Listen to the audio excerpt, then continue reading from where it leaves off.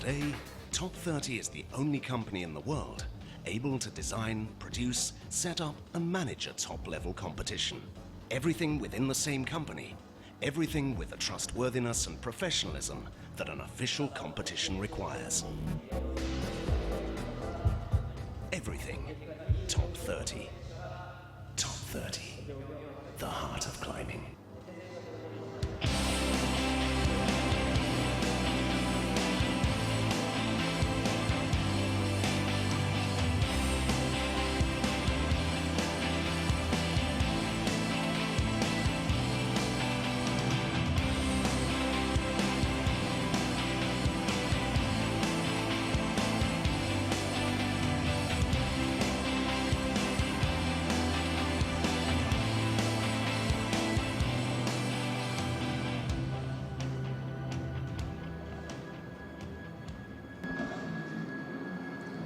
Hello and welcome to finals day here in Inzai, Japan. I'm joined with Kevin Wilson here for the day. How are you? Very good. It's going to be a great day. I think you can see the atmosphere behind us. The wall looks awesome, and I think the route setters did a great job today, just having glanced at the routes. If it's anything like yesterday's route set, it's going to be fantastic. The crowd is already packed in here. Yeah, I think, and it's going to try and jam some more people in here for the final, and it's going to get really loud, I think. Okay, just about to start underway. Let's have a quick look at the start list. We'll go over and have a look at them now.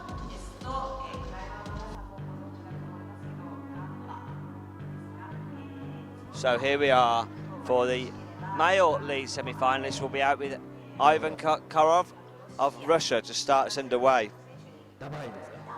And this is page one. They're going to be coming out as their lowest qualification position yesterday, and they'll be out first place. Whoever came first yesterday, or the highest seeded, will be out last, as is usual in all our competitions here in the semi-finals. So this will be page two. You can see quite a few Japanese still made it through into the qualification stage and into the semi-final stage. And now you can see some of the big names on this second page. Domin Skopic, Jörg Verhoeven, Thomas Ballet in the middle there. Manuel Roman did very well again. He's on form this last couple of competitions. Here we are, the last page. It's going to be out of these, we think it's going to get into the last 8 will qualify. Ramon, Sean McCall, Jakob Schubert and Sachiyama. Well, them 4. Yeah, I think those 4 will pass on to the finals fairly quickly. After, it's going to be, I mean, sometimes it just depends on the route, but Hunbin Min, I'm surprised he's not in the top 8, but I expect he'll make the final. He's going to get really going here in the semifinals, I think. And this is the page, the first page of the women's semi-finals. You'll see Hung Ying Lee from Taipei will be out first. She'll be climbing the women's route, which will be on the left-hand side today. So it'll be women's on the left, men's on the right. So just as you look through these start lists, Kevin, you've had a good look at these routes this morning. What do they? What problems do they present for the climbers? Yeah, on the left-hand route for the women. I mean, I was talking to the route setters, and apparently the left-hand route is about 8B, maybe sort of soft 8B, 8A plus 8B sort of thing. And I think where they're going to start to run into trouble mostly for the stronger climbers anyways is up under the top of the roof where they're traversing left onto the huge volume and out to the left side of the wall. There's actually a hold around the left side of the wall that hopefully our left-hand camera will pick up. That's going to be probably the pumpiest, most difficult section, and then when they come back across the top, even the stronger climbers are going to have a little bit of trouble with the last couple of moves. For the starting climbers, the first big, huge red volume down in the middle of the wall, getting to there shouldn't be too tough, but getting off of that and up into the green volume is about where I expect some of them will fall. Okay, so as the climbers come up, we'll have a good idea. We'll be able to assess it with you, which is fantastic in terms of qualification. If you missed qualification yesterday, I'm joined with Kevin Wilson. He was a former World Cup climber himself back in the 90s, before the IFSC had formed, but he was still sport climbing on the World Cup circuit, also representing Canada around the world. So Kevin, welcome back to the World Cup circuit, I must say. How exciting was yesterday's qualifications? Yeah, thanks. It's nice to be back, by the way. Yesterday's qualifications were great. There were a few surprises, but they sort of went about according to plan. The routes were actually extremely well set. I don't know how many people saw the qualifications, but if you haven't seen them, you can go to the IFSC channel on YouTube and check them out. The men's route, I think the right-hand route saw more tops actually than the left-hand route, although the route setters had told me that the grades were 8B for the right-hand route and 8A plus for the left-hand route. I think they may have got the grades backwards, or the climbers were just more motivated for the right-hand route. We did see quite a few tops, and today I don't think we're going to see as many. Obviously, with the men's route on the right-hand side is graded 8B plus, and it's really pumpy. And as they traverse under the roof from the right-hand yellow volume towards the green double volume on the side, they're going to really get tired, and the last head wall crimps are going to knock out most of the competition. I think we might only see 1, maybe 2 tops today.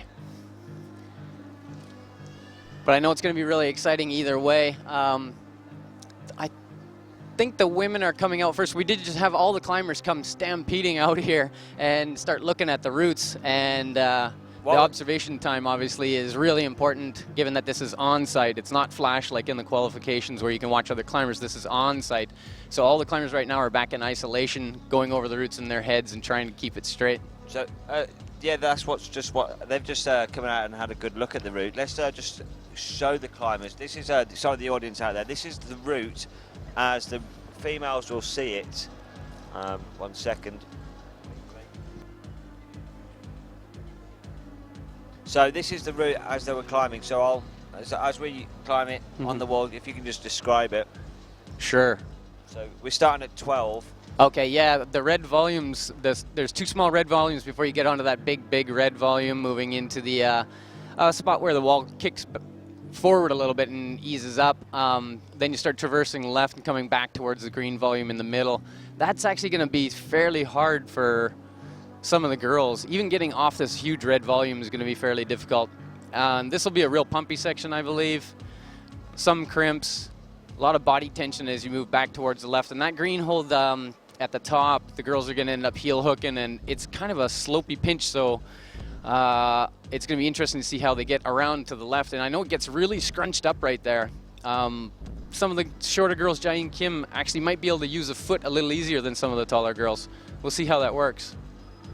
And of course, when they come back towards the right, it's just, they're already tired and the crimps get smaller and smaller, and it's going to be really tough to make that final lunge.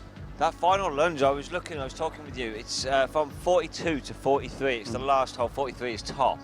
I reckon it's about 1.5 meter gap between them 2 holes. So yeah. Is it a dyno to finish? Yeah, I think so, because maybe some of the taller girls will be able to keep their foot underneath down on the green hold, sort of under the bulge there, but I'm pretty sure everybody's going to be jumping for that final hold, and it'll be interesting to see how many girls actually make it that far, because this is a really pumpy route.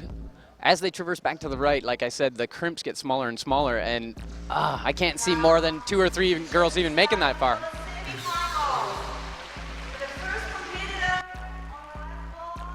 The first competitors we have coming out, on the right we have Ivan Karov from Russia, and on the left we have Hung Ying Lee from Taipei. And remember, here in the semifinals, we are going in reverse order from how they finished in the qualifying, meaning that the strongest climbers will come out last. So we are starting with the qualifiers who finished lower yesterday, which is to say we don't expect these climbers to be getting too far up near the top, but of course they are still some of the strongest climbers in the world, so they should make it into the middle of the wall, hopefully. The first section of the wall isn't actually that overhanging. I don't know if you can see it on the angle on your camera or on your screens there, but it's just a slight overhang of about 5 degrees. The men's route on the bottom has got some powerful crimps, and the feet start to disappear. As you can just see, Ivan had to crank his foot up fairly quickly because there were no intermediate footholds. And Lee is moving relatively well. This next section, as she moves into the large red volume, I expect she'll start to get more and more tired, and as she leaves the red volume, we're probably going to see some struggling. Ivan's looking good. He seems relaxed. All of this atmosphere can actually get to the climbers, and you can start to get really nervous if you're inexperienced in semifinals or finals. But the crowd here is always great. They cheer for all the climbers, whether they're Japanese or not, which is really nice to see.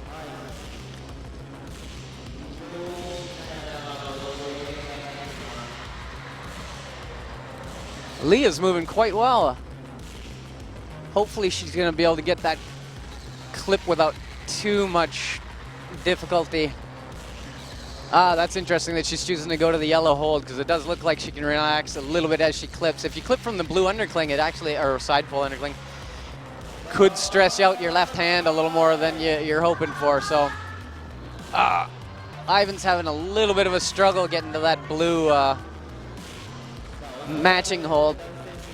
This next move for Ivan is really challenging. There you go. Speaking with the route setters earlier, that they said that would be a challenge. Getting that big, huge black volume correctly is actually a lot harder than it looks. There's several ways to grab that, and if you don't get it correct, well, one of the 2 or 3 correct ways immediately, you'll do what Ivan just did, which is just shoot straight backwards, and you won't have enough body tension to hold yourself, and puts too much pressure on your shoulder. You just can't hold on. And Leah is actually moving extremely well here. She's getting a little bit tired. You can see she's searching for a better part of this hold, which, good. If she's got the crimp with her left, wow, she's doing good. If she can get her feet up and heel hook. Wow, the crowd's going crazy. Come on. This is where the route setters were thinking, yeah. I thought some of the girls would struggle coming off of the really large red volume a little bit more. We'll see how some of the later girls do. Lee looked like she was on form compared to yesterday. It didn't look too bad up to there. Yeah, we'll just have to wait and see how the other girls do. And on the right wall for the men now, coming out is Watanabe Kazuma from Japan. Born in 1985. We'll see how he did. He actually had a decent run in the qualifications. I thought he qualified a little bit higher than this, but there you can hear the crowd give a big cheer as we have 2 Japanese climbers. On the women's route, we have Osawa Sakiko. I don't know if you heard Watanabe-san, but he gave a little shout there before he got on the wall to kind of psych himself up, and with the help of the crowd, I'm sure he's going to be really, really motivated. That's correct. The crowd here have come out in their droves here this morning. I'd say we're looking at least 1,000 people here, maybe more, and that's just the semi-finals. It's only 10 a.m. this morning. They were queuing up. When we got here this morning outside the doors, like it was a January sales in the UK, they were queuing up to come in here. Yeah, it was actually exciting, and yeah, we had to make our way through a little crowd, and when they opened the doors, everybody just came running in to try and get the center seats so they'd have the best view, which is nice to see. Everybody excited. And now the crowd, you can really hear them getting behind them. The 2 Japanese on the wall now. Yeah. On the left-hand side, Sarah. On the left-hand side is Osawa Sakiko. And on the men's... On the right is Watanabe Kazuma. Okay. Yeah, Watanabe's having a little bit more trouble than Ivan. It might be a height thing where he's got to stretch a little bit. The wall on the bottom's not as overhanging, so sometimes there can be slight height issues. But he's moving fine. We'll see how he does when he gets to this yellow match hold, because that seemed to be the biggest problem for Ivan besides where he fell. The route setters were saying going up into the black volume that if you don't do that right, you're probably going to come off. He's here now. This is good. Come on. He's going to have to clip soon. Oh, he can't quite knee bar. They were hoping that he could knee bar there. Come on. Shoot. Wow, and he came really close to the ground on the fall, but that's part of the deal there. If you can't get your knee set and clip, it's going to be really hard because that purple hold is sloping, and without a knee bar, you just can't clip. Well, Kevin, just before we carry on, big hello to everyone in Europe who's waking up or stayed up actually or late. Stay up, yeah. I think the clock changes are happening around now, so I'm not sure what time it is there. Good evening to everyone in America and good morning to everyone over here in Asia. Hello, Graham Alderson, good friend. We all know Graham. I think he's probably celebrating Halloween this weekend, but he's stayed up to watch the climbing here. That's right. Throwing their support behind the Japanese then now. Yeah, you can see this is where I actually thought more of the girls would struggle. So Lee must have had a great climb. She looked really relaxed, and I think we're going to see a few more of these problems where the girls going off of the red volume will get pumped. Lee made it look easy, which is surprising since she qualified in last technically, but maybe she was just really relaxed and got her warm-up correct and felt really, really good. She moved really nicely, and I guess she's going to move up the rank at least one. We'll see if she can improve her spot by a few more as we have next Endo Yuka coming out for the women. And first of all, we got Stefano Gisolfi. Now, Stefano, first year in the Senior World Cup, and he's done very well. He podiumed 2 weeks ago in Jining, his first podium in the Adult World Cups. What a great athlete they have, 19 years of age. Yeah, exactly. I think he's not our youngest competitor, but he's definitely still very young at 19, and I think we'll see big things from him in the future. And the Italian Federation has to be happy to have somebody so strong coming up through the ranks.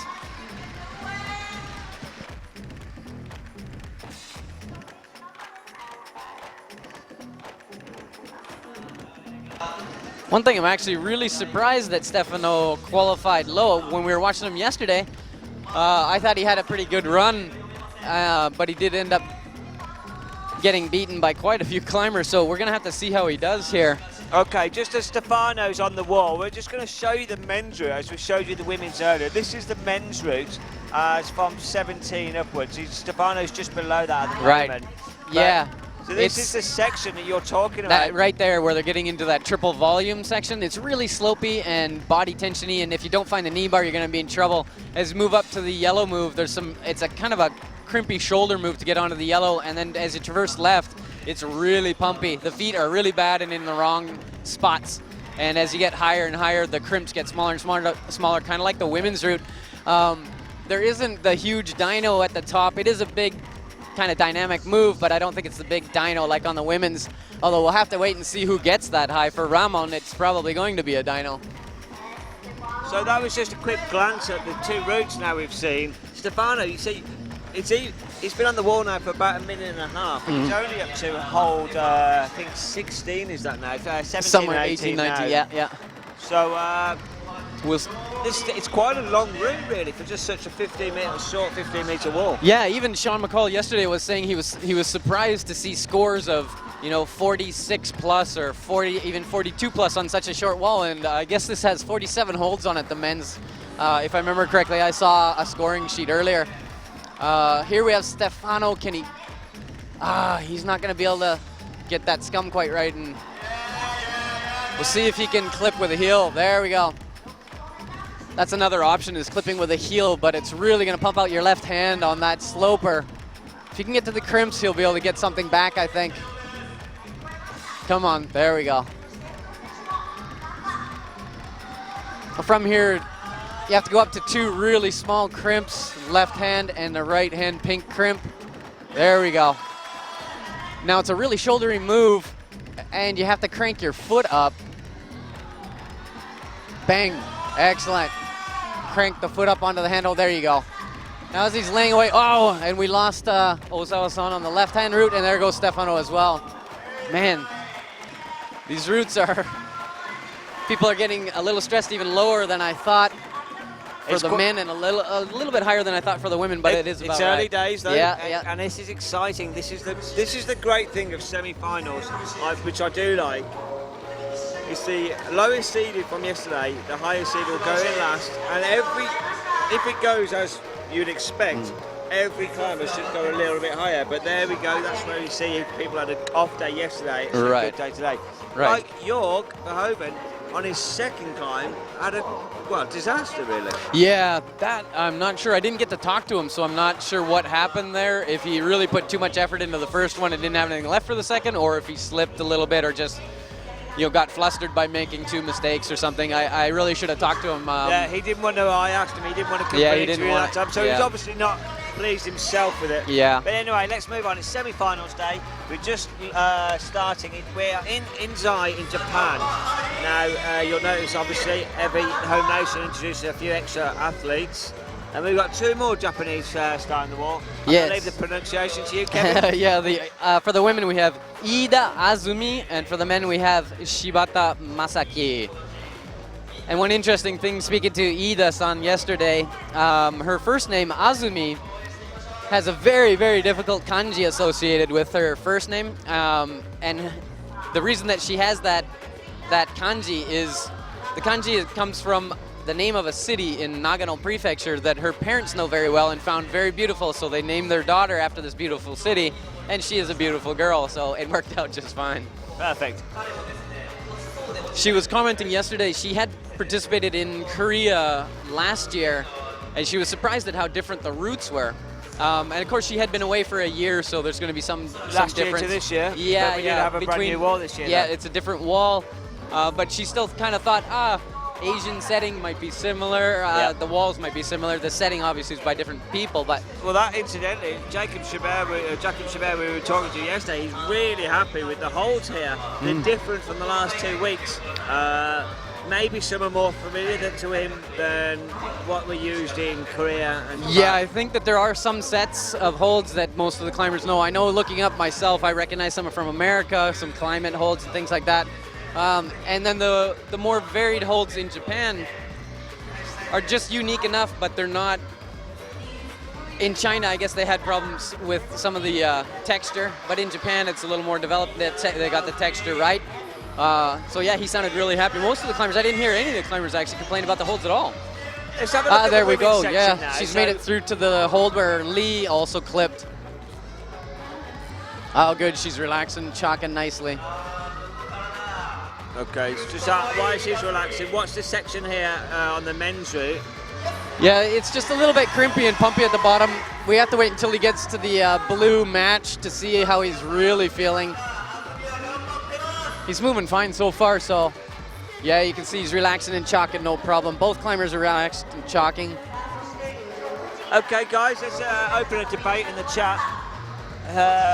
Who's going to be your top 5 or in the competition? Who's going to be your podiums in the competition? I'm going to start the ball rolling. I'm going to go with Kim Jae-in taking the gold. She's on form. Great performance last week. She's really coming into her own again this second half of the season. So that's my first one. I'm fancying Momoko Oda or Kei Noguchi for the other 2 places actually in Japan. I know Mina Markovic is strong. I know Jan Ernst could do it, but this home crowd could really carry one of them 2 up there. So they're my 5 for the women's. Okay, yeah, I think I'm going to agree with you on Mina and Jae-in Kim. I'm not sure which position they'll finish in. Jae-in just looks so good. She does seem like she's going to win. But I also thought Maya Vidmar climbed extremely well yesterday, and she said she's feeling better. So she might squeak into the top 5, but the Japanese are probably going to use the hometown advantage and squeak into the top 5 and possibly podium. I'd like to see Oda make the podium, and given that I climb with Noguchi-san, I'd like to see her as well. Sorry, I just noticed him looking up. He looked like he was shaking there. Yeah. But he's got a good grip now, and his legs around that black hold. Yeah, it looks like he's resting, but I think he's actually got to move quickly because he's going to run out of strength and not be able to, yeah. Oh, good. Ozawa-san did match Lee's high pointer. Might have been a hold higher, so it's good effort from her. That's great for Han-Yin Lee, moving up the ranks a little bit. And obviously Stefano Gasolfi made that look a little bit easy once he got to the pink crimps, but as you can see, we are going to have some climbers coming off those the 3 volumes. So this is at the current setting. We'll be able to show you the names every so often. We're looking at going to be the top 8, but as it currently stands, these are the gold, silver, bronze marks, but we're only in the semi-finals. So that's where we're looking, and it's the Han-Yin Lee from Taipei is still the highest. Seems to be the only female to break past that yellow volume section really, onto above that big green volume. Right. Once we get the updated scoring, Osawa will also be up around Lee. So but that's this is just delayed by a little tiny bit. Just while we're looking at these before the next climbers come out, we'll have a look at the men's.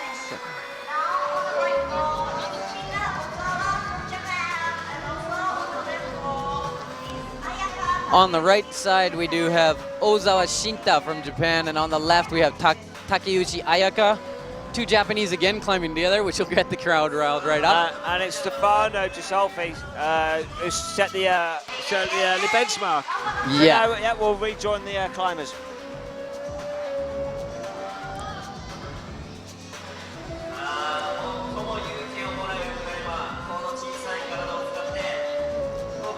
Yeah, I think that Stefano didn't perform well enough to make it into the finals, but he may actually surpass a couple of the next few climbers because he did climb relatively well, got the clip done, made it through that crimp section. And I think that's really going to be tricky for a lot of the climbers. Later on, they're going to make it look a little bit easier, but trust me, it's not easy at all.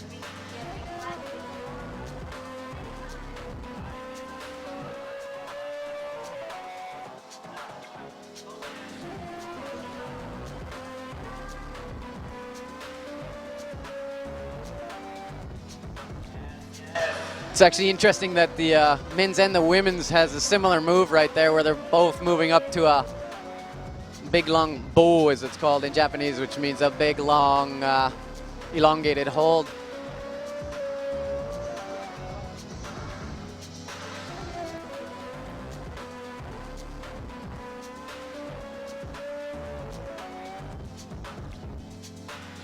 A little bit surprised to see Takeuchi taking so much time on the sloper to the left because it's not actually as good as it looks.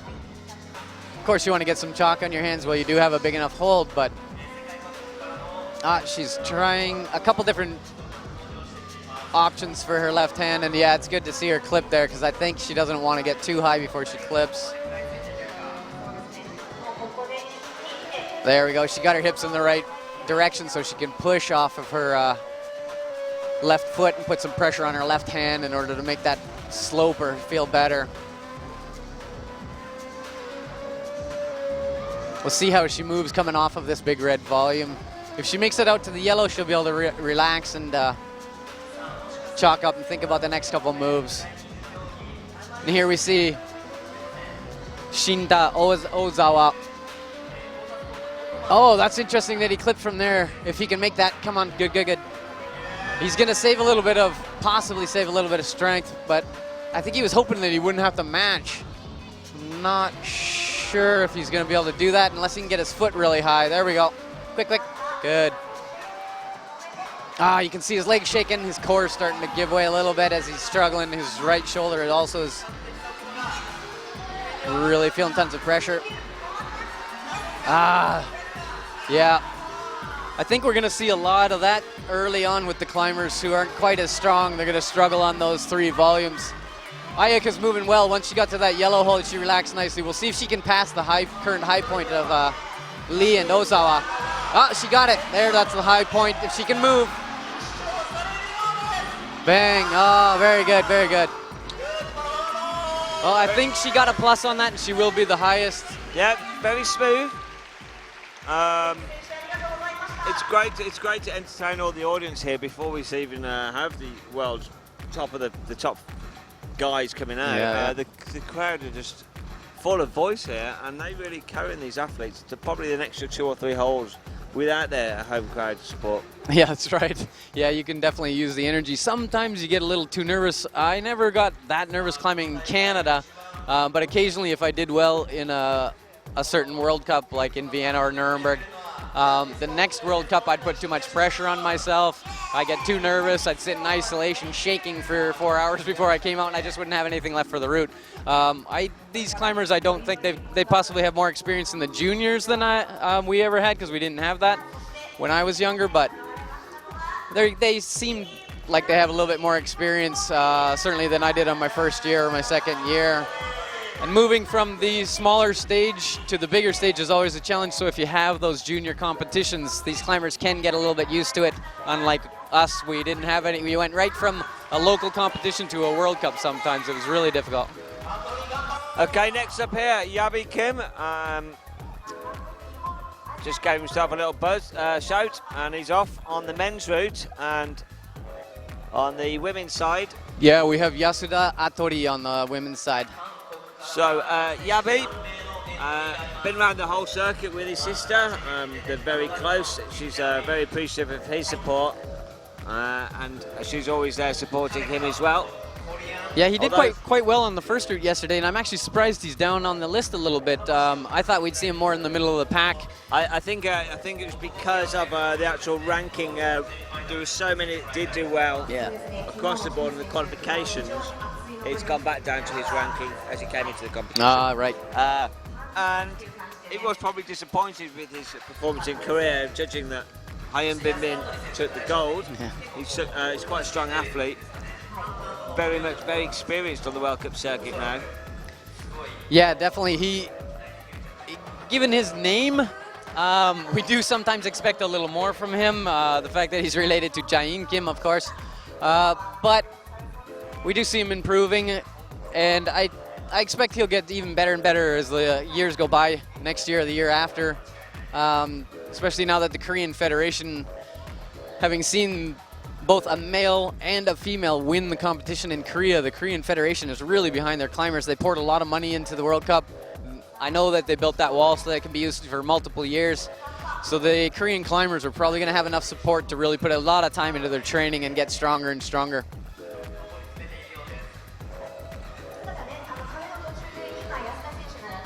A couple of questions in the chat. What happened to the Austrians last week?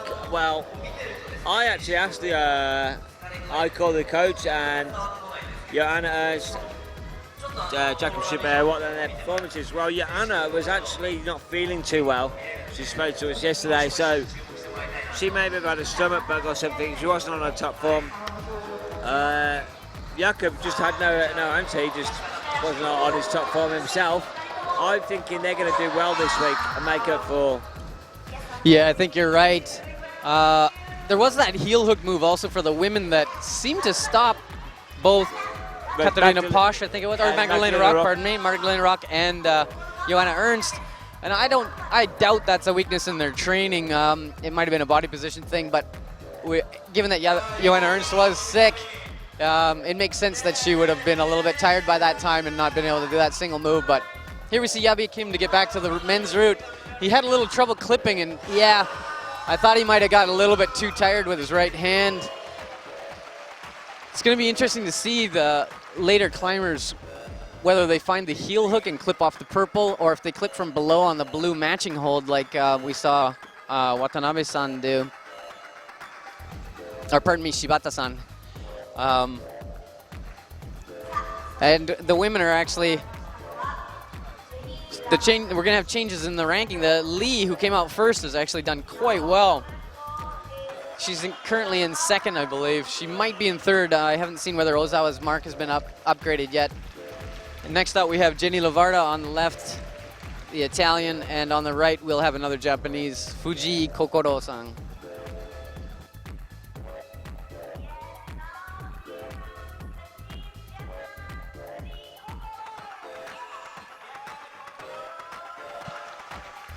So yeah, Jenny Lavarda starting. She's not had a great season, we said yesterday, but she's always thereabouts. She's always making the semi-finals, even on the big competitions. I know we only have a few here at this competition, but she has also competed in some of the bouldering as well. Just not had her best season. Yeah, I'm not sure if that's a factor of doing too much bouldering and not enough lead climbing, although we're into the lead season now, so she should be in shape. Perhaps she'll really put it together today and surprise everybody, make a final. It's Kokoro Fuji, or the pronunciation, how you could do it. Have you seen him climb? No, not very much. I think I remember him from the World Cup in Mokpo a little bit, and of course yesterday. but I haven't personally seen him climb outdoors or anything. He certainly seems like a very strong climber, and I guess he's qualified in pretty decent position, so if things go to plan, he should make it up towards Stefano Gasolfi's high point. I don't know if he'll pass that. Stefano actually, as we said, I expected more things from him, so I think he's set the mark a little bit high for some of these earlier climbers. I agree, yeah. It's only early stages. We've still got about another 18 climbers from each side, approximately. So I'm expecting some big things still to come from the climbers of the latter half. Still no predictions in the chat. Yes, I guess we only went over the women. So for the men podium, I gotta go for Sachama and or Sean McCall on the top spot. I know they can't tie, but being that I'm Canadian and sort of part Japanese, I'd like to see Sach win for the Japanese Federation and for all the Japanese fans. But as a Canadian, I gotta go for Sean McCall. And Ramon, yeah, of course he could pull it out, but I'm going to put him in third place.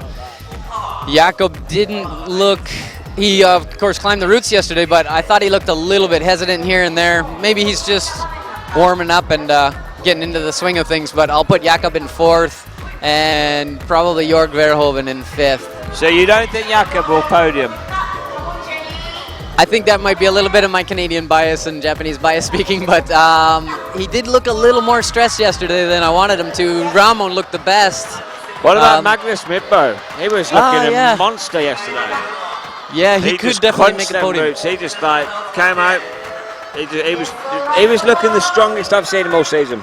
You're really, yeah. So you never know, he could surprise us. I think the top three really are going to put everything into it because of where they are in the overall race.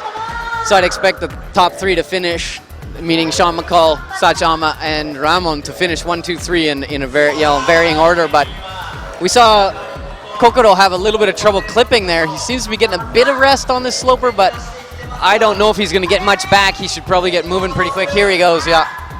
Jenny's got the high point on the women's route, but she seemed to have, there we lost Kokoro.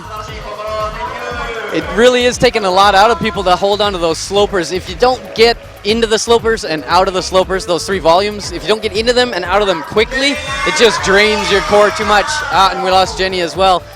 The women, like I said before we got started, I thought that the traverse to the left was going to really spit off a lot of people and or pump a lot of people. So as we get farther on, we'll see the stronger climbers make it through the section, I believe, but they'll get really pumped and the head wall is going to be, I only see 1 or 2 tops in our future, Max. Okay, well that's a very good setting then, probably from Carlos. Probably we'll wait and see. Carlos from Spain. Yeah, so far it looks really good. Carlos Brasco, who was on the World Cup circuit with me in the 90s, he's a great route setter. He's the head route setter here for anyone. He did really good yesterday. We ended up with a pretty nicely split up group. We had one little bunch of probably 7 climbers on 42 plus for the men on the left route, I believe it was. But other than that, it was one of the better route setting jobs I've seen, so I was happy for him. And another Japanese duo, so on the left-hand side from the females, we have Mizuguchi Tsukasa. That's exactly how I pronounced it. And on the right we have Kasahara Daisuke. Okay, so the 2 Japanese now. Now we're looking at, these are the latter stages of the higher end of the Japanese climbers from yesterday's qualifications. Hopefully we'll see them really get quite far up the wall and get the crowd really cheering for these guys. Yeah, it was nice to see for the women. We had 12 out of 13 climbers make it through, and for the men I think it was 9 out of 13. We lost a few of them in the qualifying. They actually climbed quite well, but these are the best climbers in the world, and even though we only lost 5 men, it's tough to make it into these semi-finals. We lost 5 men, but we've got the massive contingent from Europe who've been here climbing at all the World Cups. Yeah, we didn't expect any of the Europeans to not make it into the semi-final. To come over here, it is a little expensive. It is tough to travel on the World Cup for 3 straight weeks, so the federations usually send only the top few climbers, and of course, Europeans are some of the strongest in the world. Sean McCall gives them a run, but usually we see the Europeans topping out, and of course Sach Amma and a couple of Asians like Jae Kim. Kim Jae-in, yeah, wow. And hopefully Oda Momoka. Oda, what an athlete she is. Youth world champion. Yeah, and a terrific performance this year in in Briançon as well. Right, I think that was her first World Cup win, was it not? I think it was. Let me just dig deep into my stats.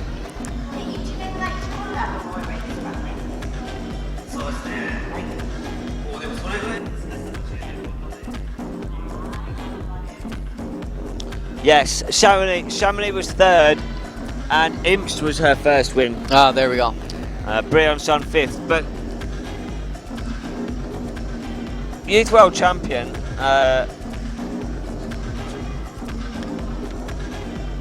That can obviously help a lot. You know, Sean McCall competed a lot in the youth world championships at several different stages when he was really young and then a little older, and he continued to win or do very, very well.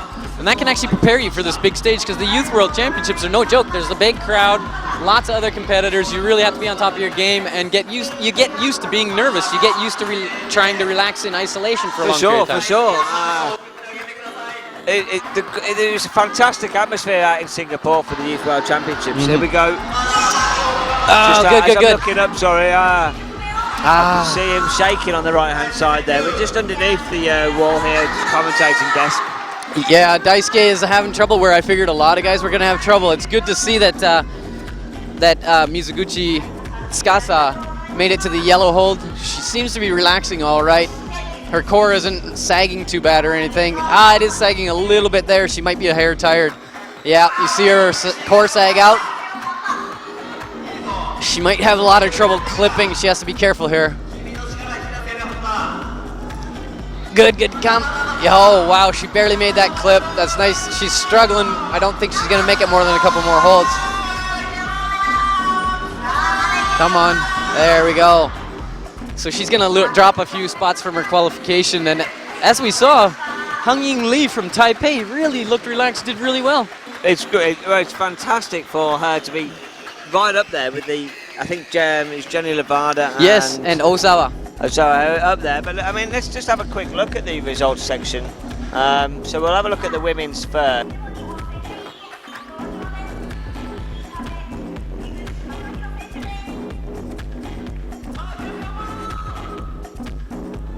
Yep, so this is the women's, there's the top three. We'll just have a quick look at the actual top 8. So that's where they've been falling off at the moment so far. We're still waiting for all the results, so that's as they are at the IFSC results stand. And just while we're on there, we'll have a quick look at the men's. Oh, I guess this is the men's section. Again, still quite spread out.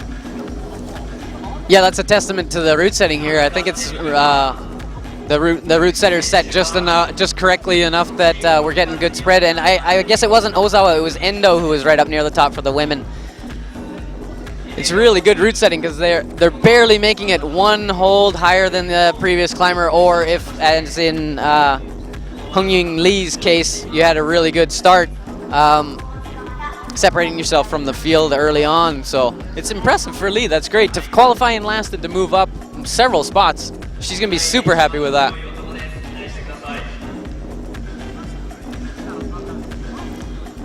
And now on the right-hand route for the men we have Matsushima Akito, and for the women on the left we have Sakakibara Yuko. And actually, Matsushima-san, I thought was going to be another outside hope for a final for the men. And he actually climbed quite well yesterday, but he's really going to have to put down a great performance to make it into the final, especially on this type of route. I think he's more of a crimper, given what I've seen of him. And with these big blobs in the middle, all slopey, I don't know if that's his strength. We'll see how he moves through here, though.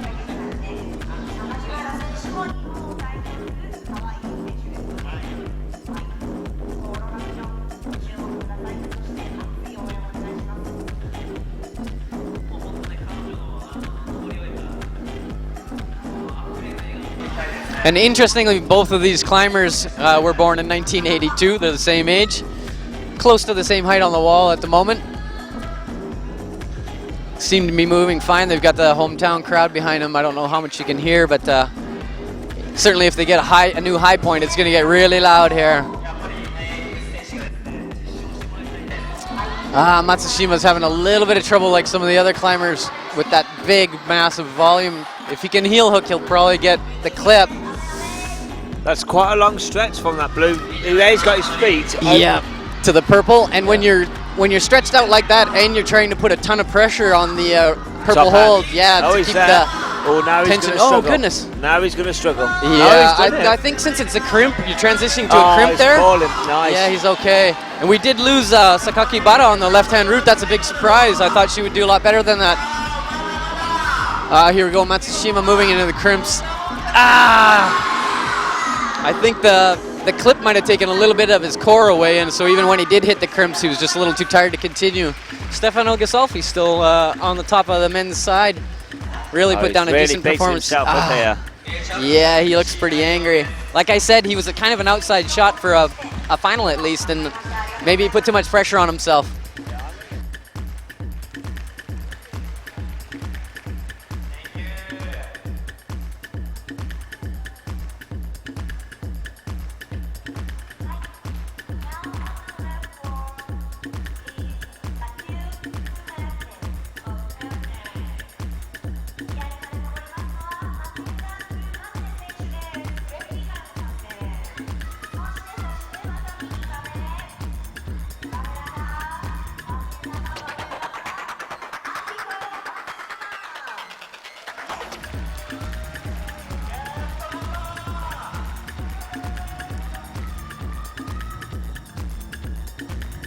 I think Kevin's just got to run off to try and get some interviews for us. He can speak Japanese fluently as he lives out here.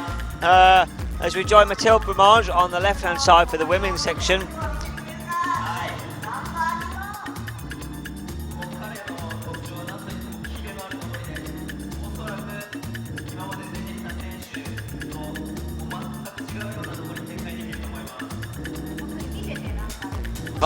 As I was saying, Kevin does speak fluent Japanese, but I believe we just got a bit ahead of ourselves with the next climber. We now have Matsushima Akito, yes. On the wall, but what we just saw was Higuchi Masahiro. I'm sorry about that, folks. You probably had the correct name up on the screen, and I just wasn't paying attention. I'm looking at the wall with our commentator's booth off to the side, and I missed it. Sorry about that.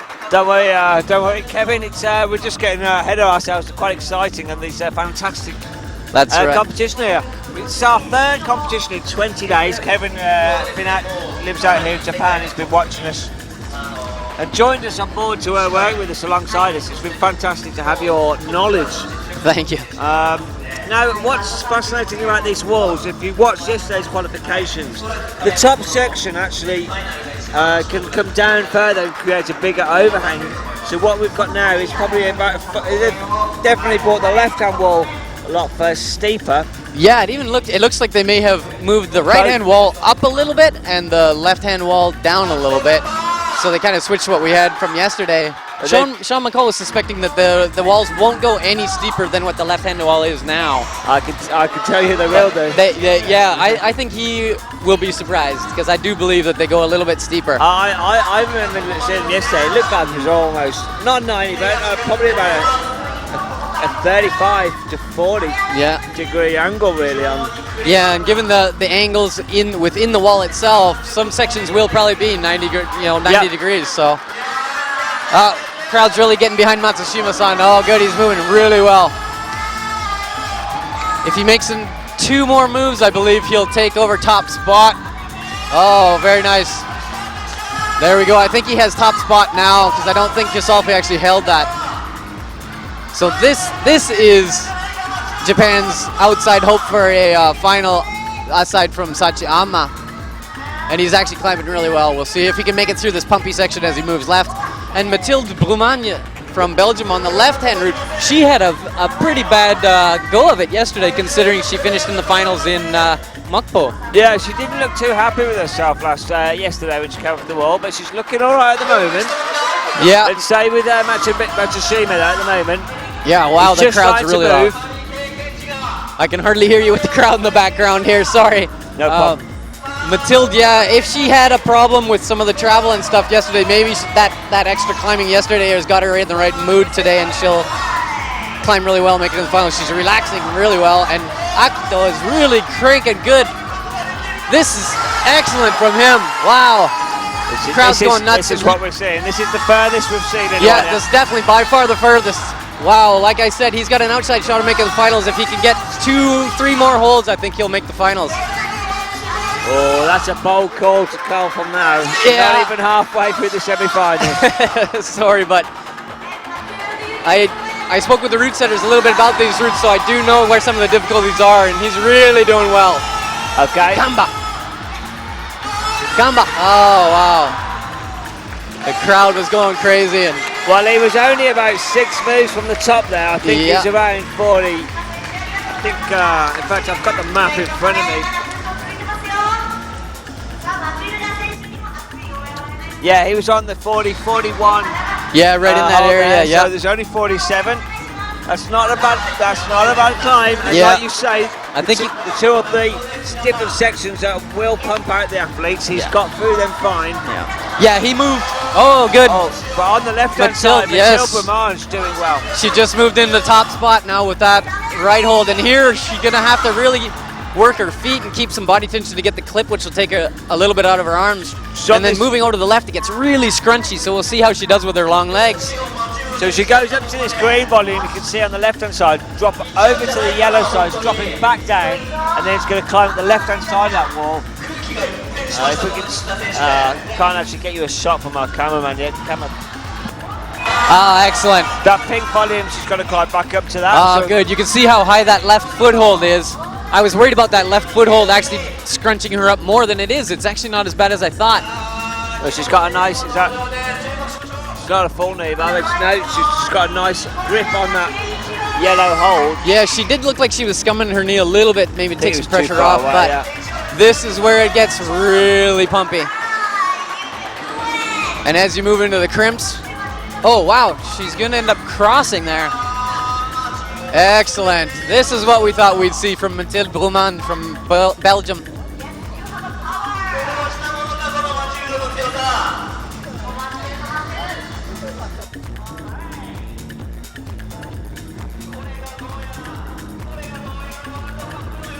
We're staying with Mathilde at the moment because we just want to see the highest climber so far. Yeah, by far the hardest. She's struggling a little bit. You can see her backside coming away from the wall, and it's partly because the footholds are so bad here. That green hold looks really good, but the foot is actually facing the wrong way, so you're slipping if you try to use it. Yeah, if she could step. Oh, very good. If she would have committed to that move a little bit quicker, she probably could have, like the foot transition, so that she ended up with her left outside edge on the green hold. She probably could have secured the upper hold, but given that she paused for so long and fiddled with her feet, she ended up pumping out. Well, this shows these routes are fantastic. We've had quite a range stuck in the middle. Now Mathilde, she's only about halfway through. We've still got just over half the climb is still to come, and she's very close to the top. Yeah, so that actually does lead me to believe that we're going to see 1 or 2 more tops than I thought, but you never know. That last section is. It just shows she might have had an off day yesterday and really bounced back after quite a very good performance last week in Mukpo. Yes, maybe she's just living up to our expectations of her.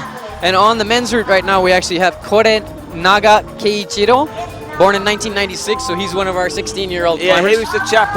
He was. I think he's actually 70 now. Yes, spoke about yesterday. He was in Singapore. He won silver last year in Imst at the Youth World Championships in 2011. I think that was Junior B. I think he came 4th this year in Junior A. Youth A.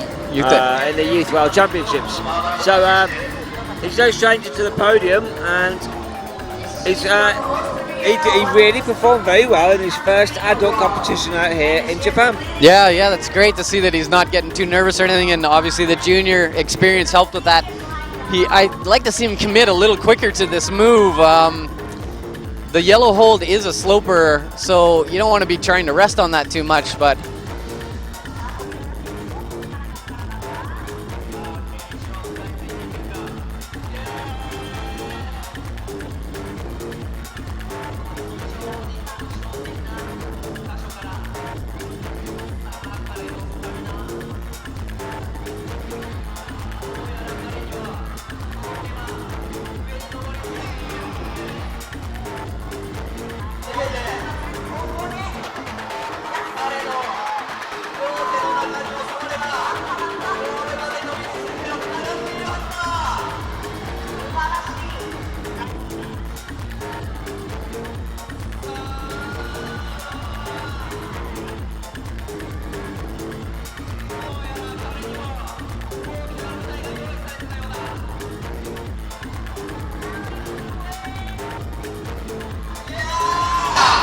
oh, good. We see Korenaga moving very well. Oh, he's struggling a little bit. You can see he's trying to shake his right hand. Yeah, I thought he was getting pretty pumped there. I've just, we've got Barbara back on the wall on the left-hand side. Yeah. Just so you just spoke to Mathilde Bermange. Yeah, I was speaking to Mathilde, and she said that yesterday she didn't find the best method to move through the qualifiers for the taller climbers, and she did notice after she went that some of the other tall girls found a slightly better way of moving through where she fell. But she's also having some problems recuperating because she's been training a little too much, and that does happen. But like I said, yesterday's movement, you know, get some blood pumped through your muscles, and she said she's feeling much better today, but she wasn't sure if she was going to make it in the final here. She's a little worried. Incidentally, she said she yesterday she was probably watching some of the younger, the smaller climbers. Today, they don't actually get to watch them. They're in isolation. So they all came out. They'll have all had a discussion. Should have discussed with some of her friends on the World Cup circuit. Right. And that might have helped her on this climb, knowing she hasn't been copying anybody and doing her own thing. Right. Occasionally in the qualifications, if you have 6 or 7 smaller climbers go first before you, you kind of get stuck in their method, and occasionally that can actually be a detriment. You might not find the best method for a slightly taller climber if you're the first tall climber to go.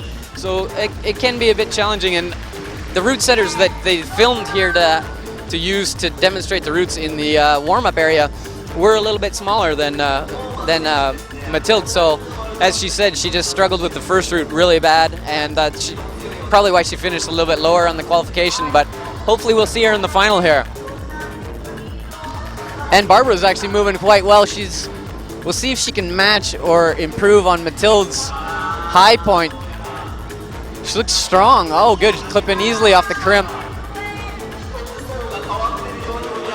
She got a little shake on her right hand, which will help. Wow, that's going to drain her core a little bit. She moved quickly enough that she's not going to be too stressed out. I don't see from our camera angles whether she's getting a bit of a knee bar against her own hand there. No, it doesn't look like it. Sometimes you can actually palm the hold, and it creates a little extra distance, makes the hold a little thicker, so you can knee bar against your own hand. It's painful, but it does take pressure off of your arm and allow you to rest your opposite arm. You know, get it below your heart so you can pump some blood into it. You see the climbers shaking their hands a lot. That's to get blood back into them, particularly into the forearms, not necessarily the fingers. Good. We even hear a little bit of Japanese or German in the background. She couldn't match the pink. You could see she was trying to get something back on the yellow, but she couldn't get enough back to make the moves that Mathilde made look relatively easy. So Mathilde, you never know, she might make it into the final here, because Barbara actually qualified higher than her, but now she's finished below. And on the men's, we have Thomas Tauporn from Germany.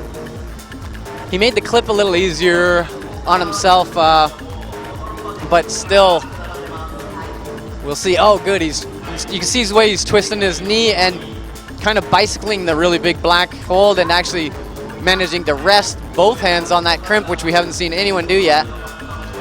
If you get just the right body position, you can actually use your legs to pinch, and given that your legs weigh, wow, probably close to a third of your body weight is contained in your your legs and your lower body.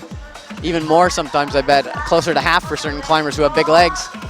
if you can take all that weight off of your arms, you're really gonna get the rest better than other people who don't take that weight off.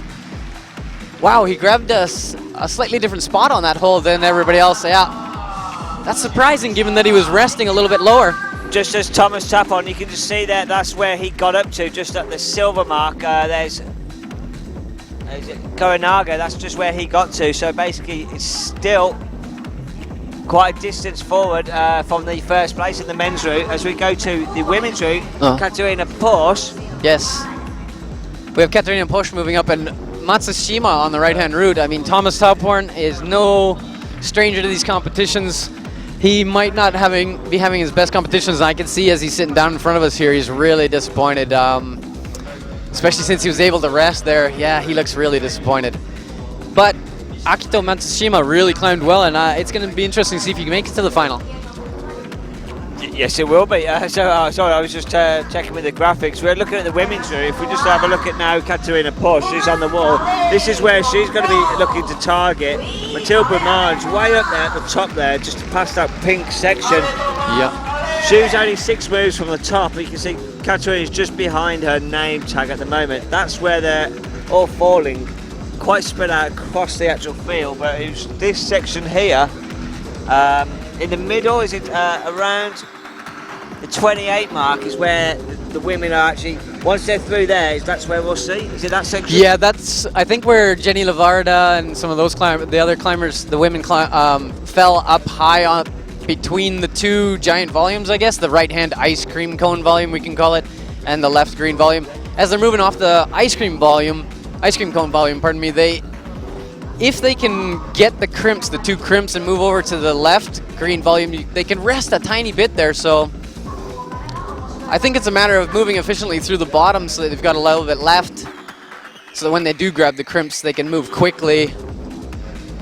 We'll see with Katarina. She's obviously one of the more experienced climbers, and we are getting farther down the list here into the stronger climbers. We'll see if she can match Mathilde's high pointer.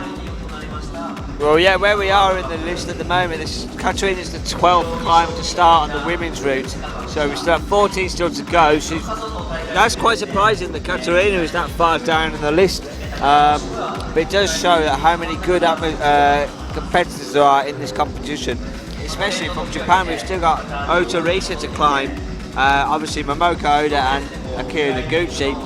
So right, and next up is Kobayashi, and followed by Onoe. So we actually have 5 Japanese women ahead of Katarina Porsche, which is fantastic for the Japanese. And maybe Katarina is struggling with injuries or something. She hasn't had the best. Well, she did have that. Yeah, she had that tape on her neck and back yesterday. I didn't get to talk to her about it. But she actually does wear tape throughout the whole. I've noticed in every competition. And speaking to Aiko, it's not just injuries; it's for help keeping the muscles tight and warm. So it's not necessarily an injury. Okay, I've noticed that she does wear tape on different various parts of the body through many competitions. You can see she's actually got some on her ankle. Oh, okay. Just behind her leg, I think it is. Right behind her knee there. Yeah, you're right. So, okay. I'm sure she wouldn't be struggling with that many injuries all taped up like that, like we use duct tape. But Thomas Ballet on the right-hand side, though, he's quite low down the field as well. He's 13th, so he's at the halfway mark. Yeah, that's a little bit surprising. I noticed he didn't want to speak to me very much yesterday between the 2 qualifying routes because he was a little stressed over his performance and was busy speaking with Romain Desgrange about the next route. So I'm not sure if he's just not feeling good, but he's a very strong climber and he looks really good here. He's finding kind of a, geez, I don't even know what to call it, a thigh scum stroke, toe hook, or a heel hook, yeah. And Katarina is moving into the realm of Mathilde here. If she can, her elbows are coming out. She's definitely getting tired. I'm not sure if she'll, Oh, and she hooked her leg. No, she's all right.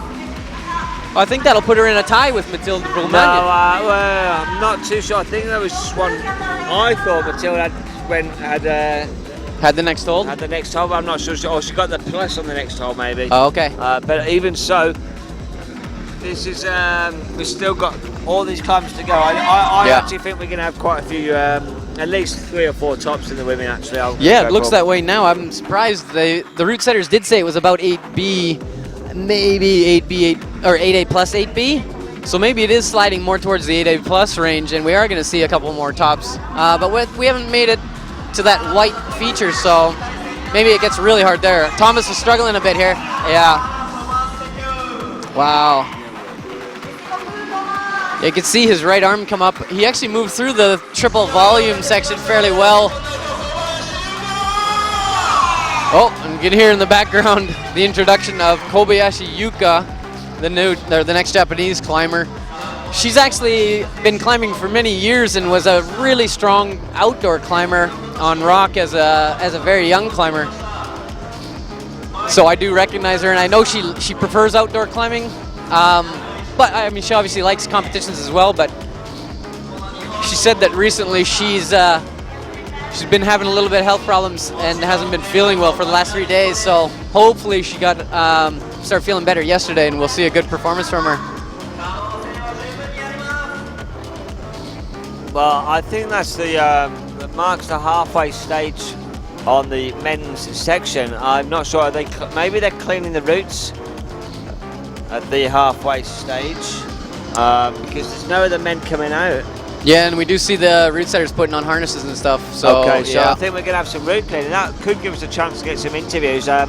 If you could just hold the fort with the commentary, I'm going to see if I can dig anyone out for a interview. Okay. Get any questions you can into the live chat. If you're watch this on the HD YouTube channel, you can jump over to the IFSC TV website, join the chat, and get any questions in there. If you're watching on the replay, unfortunately you can't ask us any questions because we're in the future, and we'll try and preempt what questions you may have and answer them anyway. Kevin, I'll leave you with the fort, and great. All right, with Yuka on the wall. Yes. I know she's going to have the crowd really cheering her on, so we'll see.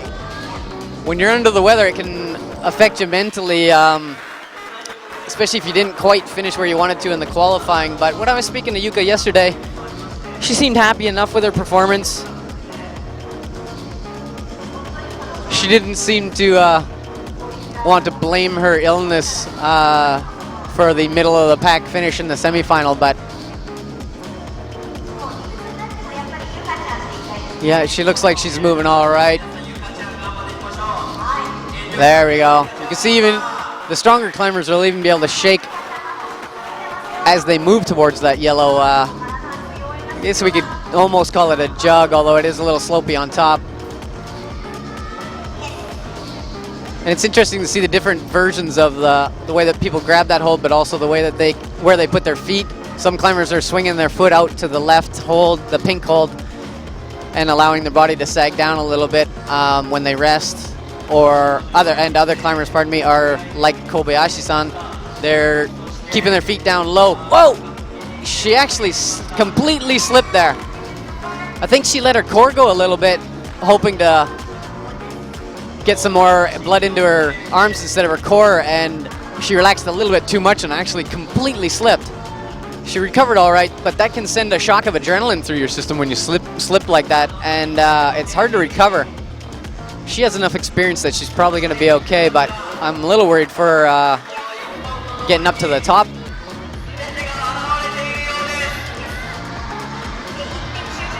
Come on, good, good. All right, she's making it to where lots of the girls were having trouble. She can clip quickly. Her elbow's coming out a bit. She's definitely straining a little. There we go. She's changed her grip. She might be able to get a little bit of energy back, especially if she can get to the jug. Nope. Well, the crowd is appreciative, even though she didn't get the highest. In that, she looks a little disappointed. Yeah, she has her head down. I'm wondering if she's a little bit sick, a little bit more ill than she let on. She just shrugged her shoulders as if to say, well, I gave it my best, so. And it's a decent performance, of course. Mathilde Bremagne and Katarina Posch do have a lot of experience and have made finals before, so it's not too surprising that Yuka had a bit of trouble compared to them if she's off her game and feeling a little bit ill. Okay, well, we'll just get the routes are just been cleaned. I'm going to try and get an interview with Barbara Backer in a second. I've just spoken to her. We're just going to have a look at the results as they are so far. So the women's results. Katerina Porsche in first place. So she is tied with Matilda Mons, and she takes the highest place on countback from the highest seeding. Then there's Barbara Backer in third. So these are the early days. These are the early halfway stages of results. So let's have a look at the men's results. And here we go. Akito Matsushima, Thomas Ballet, Thomas Taupan. They're the top three. But I mean, it's early days. It's the halfway section, and we've still got a long way to go. So I'm just going to try and get in position for an interview. If you give me a few seconds, we'll try and get somebody out here.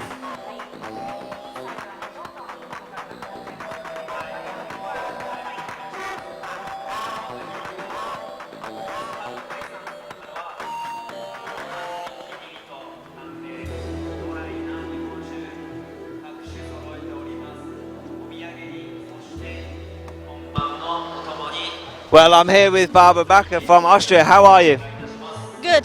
Now I'm a little pumped, but it was a little surprising, the route, yeah.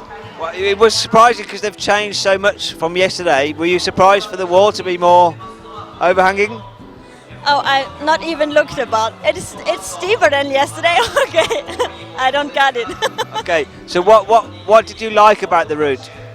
Yeah, it looks really different than the other competitions in last time. It's not that much crimpy. It's a little more on slopers and little more bouldering moves.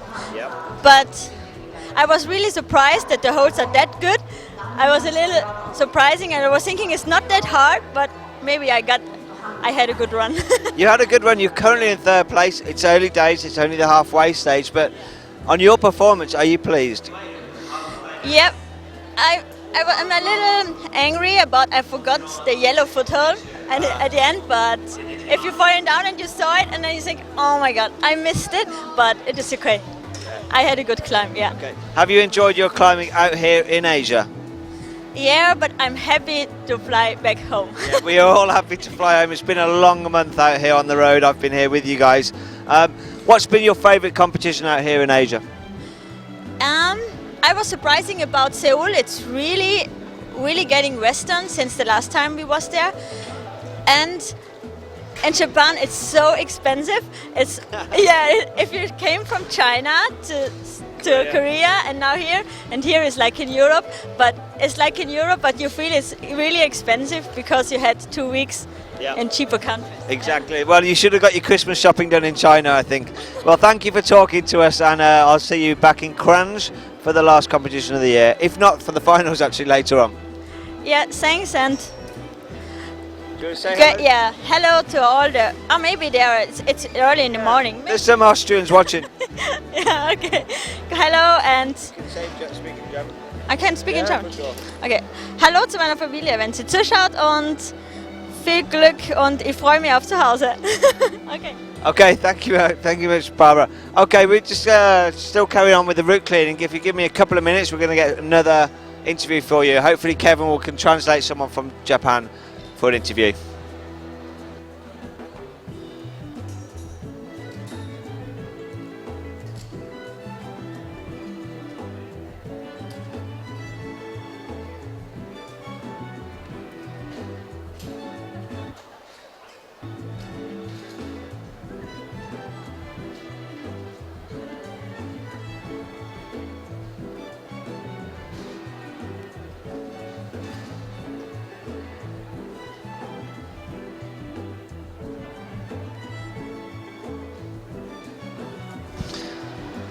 Okay, I'm joined by Eichel, the Austrian coach. Eichel, how has your Austrian team been training this week? So we relaxed a little bit, so we stayed a little bit outside of Tokyo, near Hanno. It was something like wellness with bathrooms and etc. It was pretty nice. We stayed one time in Palm 2 for bouldering and little route climbing, and one time we joined the base camp. It's Yushi's gym, and it was pretty fine, yeah. Okay, the viewers are all wondering what happened to the team last week. I can see that Barbara's doing well and Katerina Porsche doing well. making the highest climb so far here. Are they just a better form than last week? Actually, I don't think so. I mean, it's part of the game. One competition is better, one is worse, and it's how you can focus, how you can put all the energy on this special moment. And yeah, for sure, we had a little bit bad luck in the finals in Mokpo, and I hope it will gonna be better this time. But we will see. Okay, and on the men's, is Jakob going to podium this week? This is a hard question. I really hope for him, because after this season, I mean, he won the World Championships in Paris, but he really deserved it after this really good performance during the whole competition, except the finals. He made some mistakes, he had some bad lucks, but we will see what Japan will bring us. Okay, any messages for your fans at home and your team? Yeah, I hope that everybody in my team will enjoy the last station here in Asia, and I'm happy to see you soon. Okay, we're all coming home to Europe very shortly. So give us a few minutes. I think Kevin's nearly found somebody for an interview. Just give us a few minutes, okay? Actually, I can just see the routes have just finished. I've had my back to them routes. Kevin, you just spoke to one of the Japanese climbers. What happened? Yeah, I spoke to Yuka Kobayashi, and she was really disappointed. She didn't want to blame her performance on her cold, but I could tell. In Japanese we say kuki o yomu, which means to read the air, which is to say read between the lines. And I could tell that she's still not feeling very well. And she didn't want to talk very much. I'm sorry we couldn't get her on camera. She was just so disappointed. She's starting to brighten up a little bit, being over with her friends, chatting a bit, but I don't want to drag her in front of the camera if she doesn't want to be here. So we'll leave it at that and see if she can improve her performance in Kranja if she makes it out there.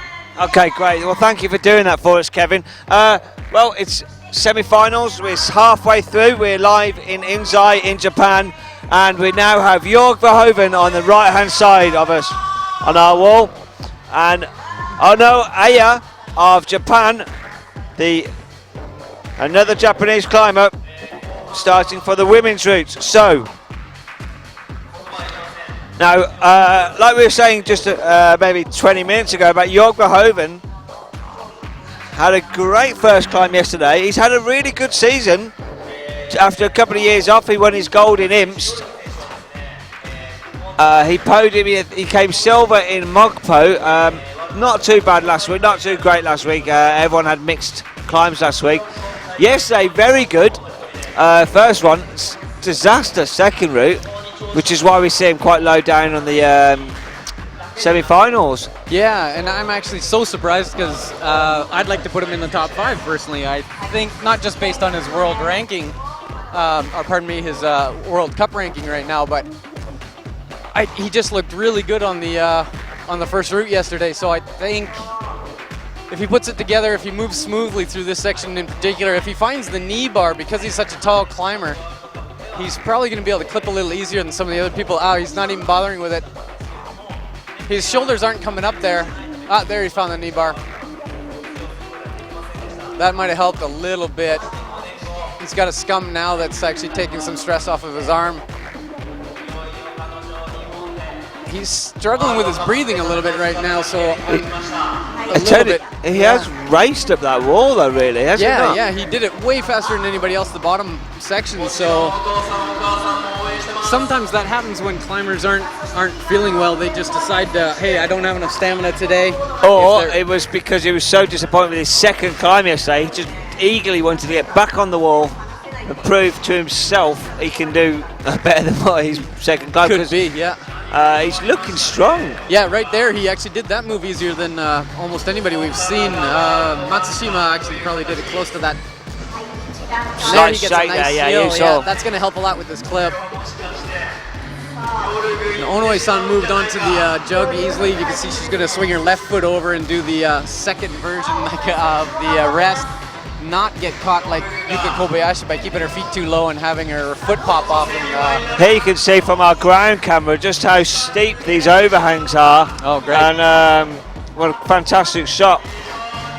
Jörg, now, I think this is the highest on the men's? No, we've saw Akita Matsushima get up to the purple hold. He touched it. Right. He had the crimp with his left hand, the orange crimp. So if Jörg can make it 3-4 more moves, he'll be in first place here. He's starting to struggle. You can see his legs are getting a little bit shaky. He's still not hanging around. I think he's... His right elbow's coming out. Can he get it? Oh. I can see him shaking from here a bit. Yeah, so he's going to probably end up tied with Matsushima, which is to say he'll end up ahead on countback. That was a great performance from Jörg. Well done to him. But now... Yeah, Ono she's moving great. That's excellent to see her get the yellow hold and get around the side, but she's struggling a little bit more than she wants. Yeah. You could see her back start to bow when she was on the yellow hold, and her left foot was shaking on the foothold. It meant she was running out of power. So.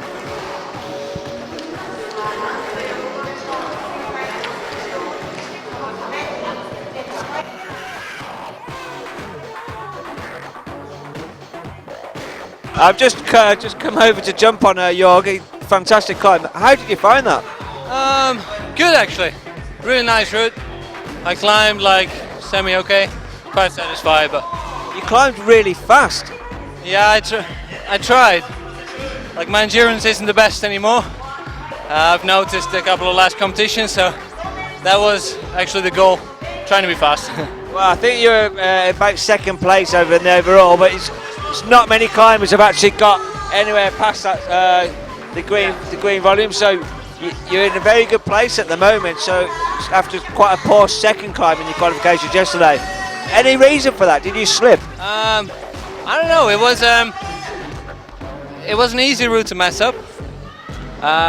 Surprised me that the Japanese, like there's a couple of really small Japanese which are really strong in this route. Some moves, it fits the really small. You could see my feet were at the same level as my head, and I didn't quite like that. Okay, well, really well done, Jörg, and I'll leave you to take a breath. Thank you. Now, Domin Skofic on the right-hand side from Slovenia. He had a good climb yesterday as well. Didn't top, but only 18 years of age. Had a fantastic year here out on the World Cup circuit.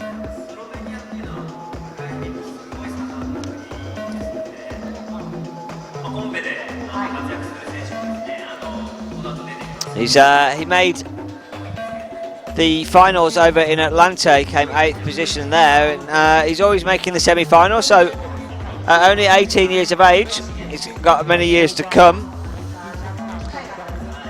Urban Pumovic, 20 years old, Urban. He'll be out later, and he did very well yesterday, another Slovenian. So on the left-hand side of your screen, Ota Risa from Japan. What do you know about Ota, Kevin? I was speaking to her yesterday. She's very young, actually. She was born in, where is it, in 1993. So I guess she's 19 years old. She competed 3 years ago in Chamonix, and last year in Boulder, I believe that was at the Vail World Cup, actually. The Boulder Lead World Cup. I didn't ask her about her results, but she obviously climbed extremely strong yesterday, and she was really happy to qualify in 12th position, and as she put it, to qualify ahead of some of the Europeans who she thought were very strong. So she's really happy with her position, and she said she's going to compete more next year and really try and shoot for the finals. I was also just speaking to Onoe Aya, who has just come off the wall, and she said, as I thought, that traverse is really, really taxing on your back. And by the time you get to the left side, if your core is letting go a little bit, you just can't hold on anymore. You're going to fall. Oh, Domin Skofic there. Wow. As I was listening to you, just looking up, he had a slip there, but he retained the grip. But that would have took a bit of energy out of him. And he's now got to go for this hard section. He's took a lot longer than yours just time to get up here. Yeah, the knee bar might have saved a little bit of energy while he's clipping, but like you're right, as he was moving onto the blank volume, he seemed to slip a little bit, and there you can see he's struggling with his core, and you push down so hard on the left handhold to keep pressure on it in order to keep the friction, you actually end up blowing your left shoulder out a little bit. He's got his feet in a really good position so that kind of like Thomas Tauporn, he can rest a bit there, but I think he's got to just keep moving. here, if he gets this good, he might be able to rest. Once he gets up and gets a heel hook.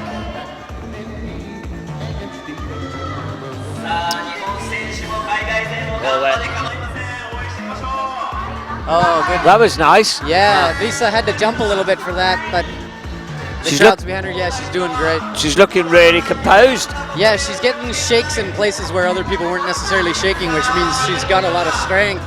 And if her stamina is as good as her power, she should be all right here. Oh, good. There we go. Well, both climbers are almost at the same height and moving into the traverses that are probably the most tiring sections. Dolman's losing a little bit of strength in his right hand. You can see his elbow come out. There we go. At least he made that clip. He might be able to relax a little bit when he gets onto these big volumes.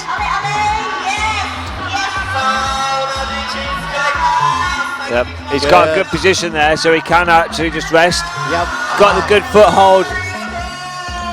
Yeah, with his hand above his foot above his head, heel hooking like that and keeping his arms down low. He's going to get some blood back into his arm, but what he's palming with his right hand there is just the top of that volume. There's not actually a hold. He's crimping the only hold on that volume.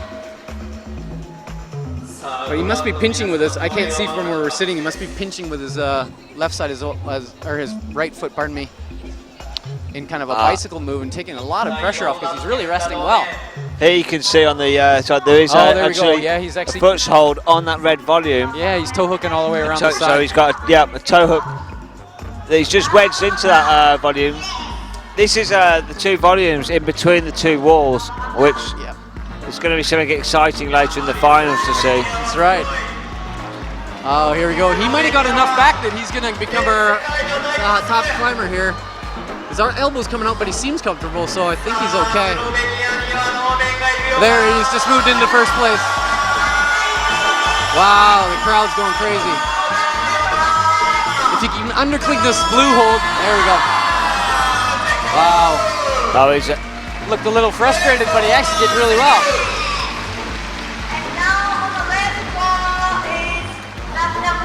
On the left wall, we have Lisa. but Magdalena Rock. And now we have Magdalena Rock, but Lisa Ota, where she fell, is not going to put her in first place, so we're not going to see her in the final, but like she said, maybe next year. And I imagine Domen Skofic has now got a decent chance of making it into the final. Well, he's up there, but you see, we've already seen Jorg get it there, and Matsushima, so I think it's a bit early days for them. I mean, we've got the big names, we've still got to come. We've still got the two French guys, Manuel Roman and Romain de Grange. You got Urban Primovic, climbed very well yesterday. Mario Lexner from Austria, he did a very good climb yesterday. Magnus Midbo, fantastic climber. And then we've still got the top four, so... Yeah, it's probably too early. I'm getting ahead of myself, I think it's just so exciting. Having so many good climbers here in this World Cup. And there was only 31 men to start with. That's right. If we had some of the Americans over here, a few more of the Europeans, it's a shame great lead climbers come from Great Britain, but maybe we could get Shauna Coxey involved in a league competition next year. That's right. I believe she's out in Spain climbing outside at the moment. Yes, and actually some of the greatest Brit or lead climbers in competition history in the very, very early days were British. Jerry Moffat, Simon Naden, Ben Moon. I'd like to see the new, younger Brits come out and give these competitions a run, a shot, and give the top climbers a run for their money. We have on the men's route now, Mikhail Chernikov, who actually topped the left route first yesterday and had a really good go. We'll see how tired he's feeling. He seemed to be on the second route a little more tired, but he's probably recovered by now, and with this atmosphere, he's probably going to have plenty of energy and prove me wrong and actually end up out climbing Domen Skofic and not getting him out of top position. We'll see.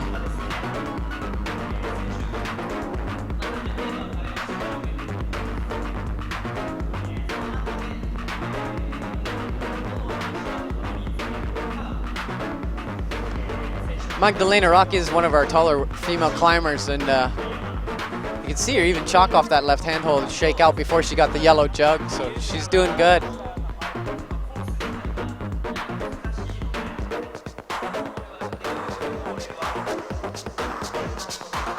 There she's transitioning over to the pink hold. She's not going to rest as much as some of the other climbers did there. Maybe she's just feeling so comfortable and thinks she doesn't need it. Hopefully she didn't rush too much and got at least a sufficient rest on the yellow hold.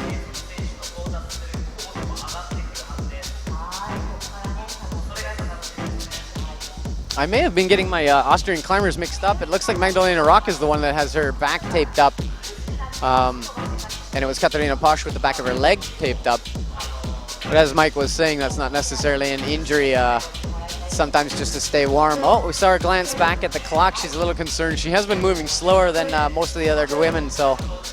But I don't think she's gonna have any time troubles.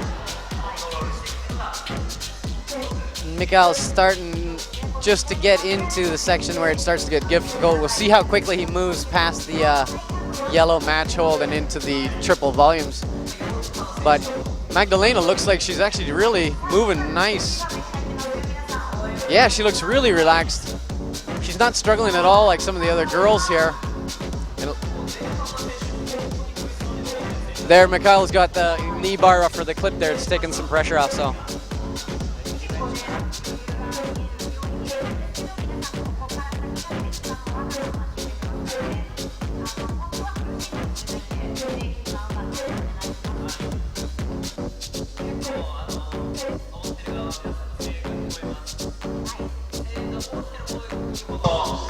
Yes, the tape on the neck.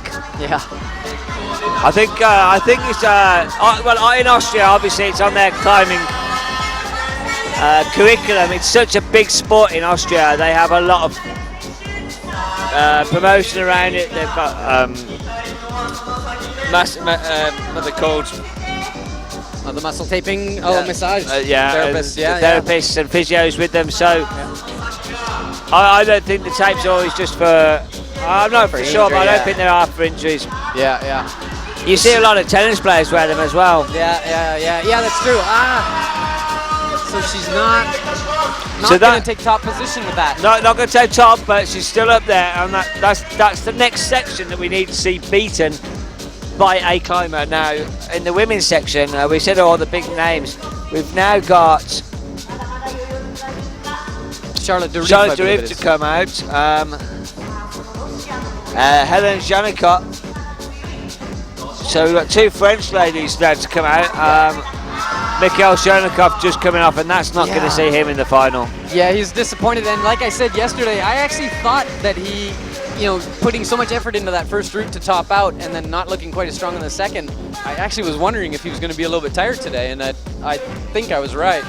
I'm pretty sure they should have had time though to recover, but yeah. Yeah, if you put too much effort into a single route, even in the qualifications, it does affect you a little bit the next day if you're not at the absolute peak level where your recovery is perfect. Like Sean and Ramon, they're going to recover perfectly, but Chernikov I don't think is quite at that recovery level, and so he may have been feeling it today. I can't. Yeah, for sure. So let's just have a look before we start the coverage at the of Charlotte. We'll go back to our map, and this is currently where we're at. So it's Katharina Posch and Mathilde Bromage still up there. Ota and Baka, they're the top four. And you can see it's 28. The 28 mark is at currently the top 8 to go through, but that's going to change. There you can see it's just updated. Magdalena Rook now the top with Katharina Posch and Mathilde Bromage. They're the top 3. It's the top 8 will go through, and you can see. I think we're going to be seeing that 37 point. That's going to be the cut-off, I reckon, once we see all the top athletes coming out. So as we join back the athletes.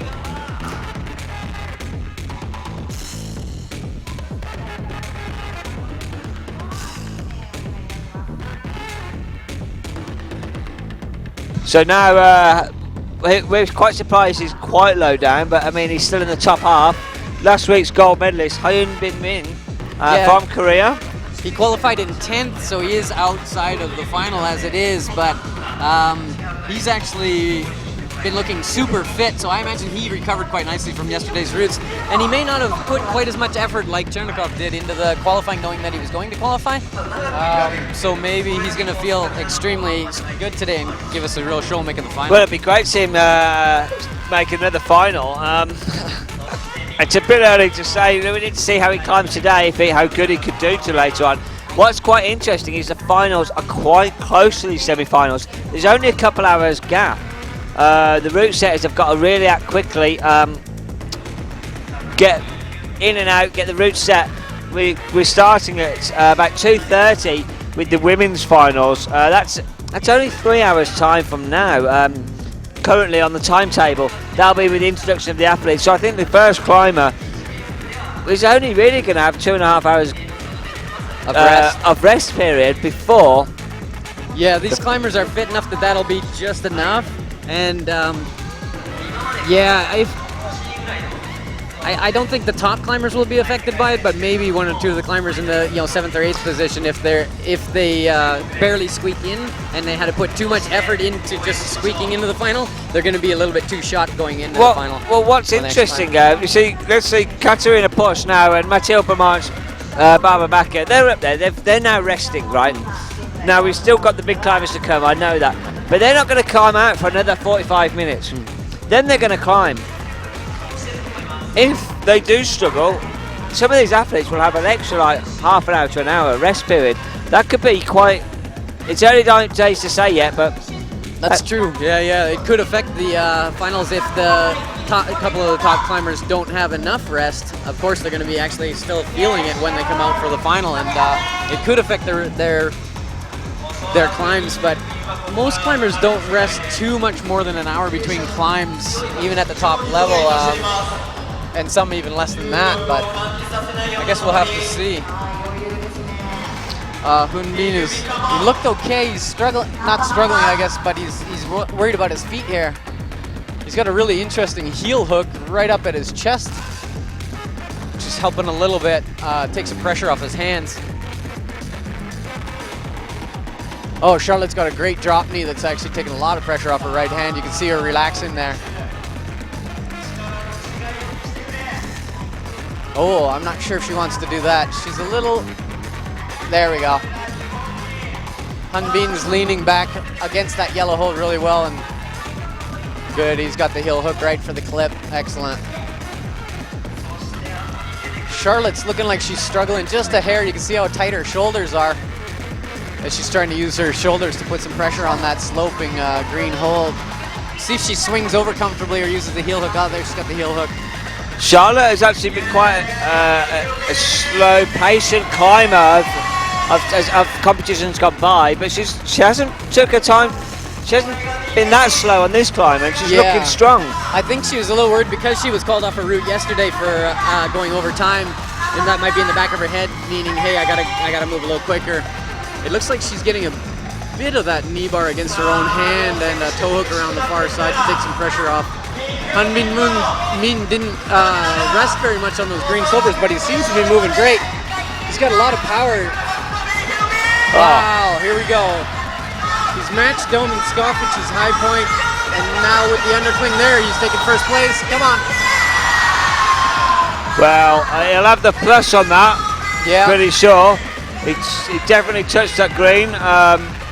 Yeah, that'll put him in first for That'll sure so definitely far, be in but first. there's Here we still 9 please. climbers to come, so. Yeah, on the left-hand side, though, Charlotte Giroux still on the wall. She's still just had a good long rest here on this yellow section. On this yellow, you say she's got a knee bar. I'm not sure if it's just off it actually. It looked like she was knee barring against her own hand, but I can't quite see. I can't tell in the camera either. Maybe she isn't quite getting it.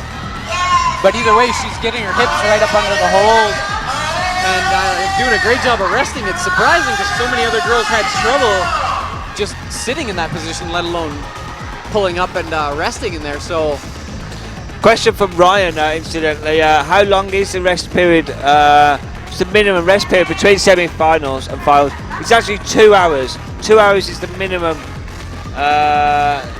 time period. So, as long as we finish the women's climbing in about an hour's time, then there should be no delays. Okay.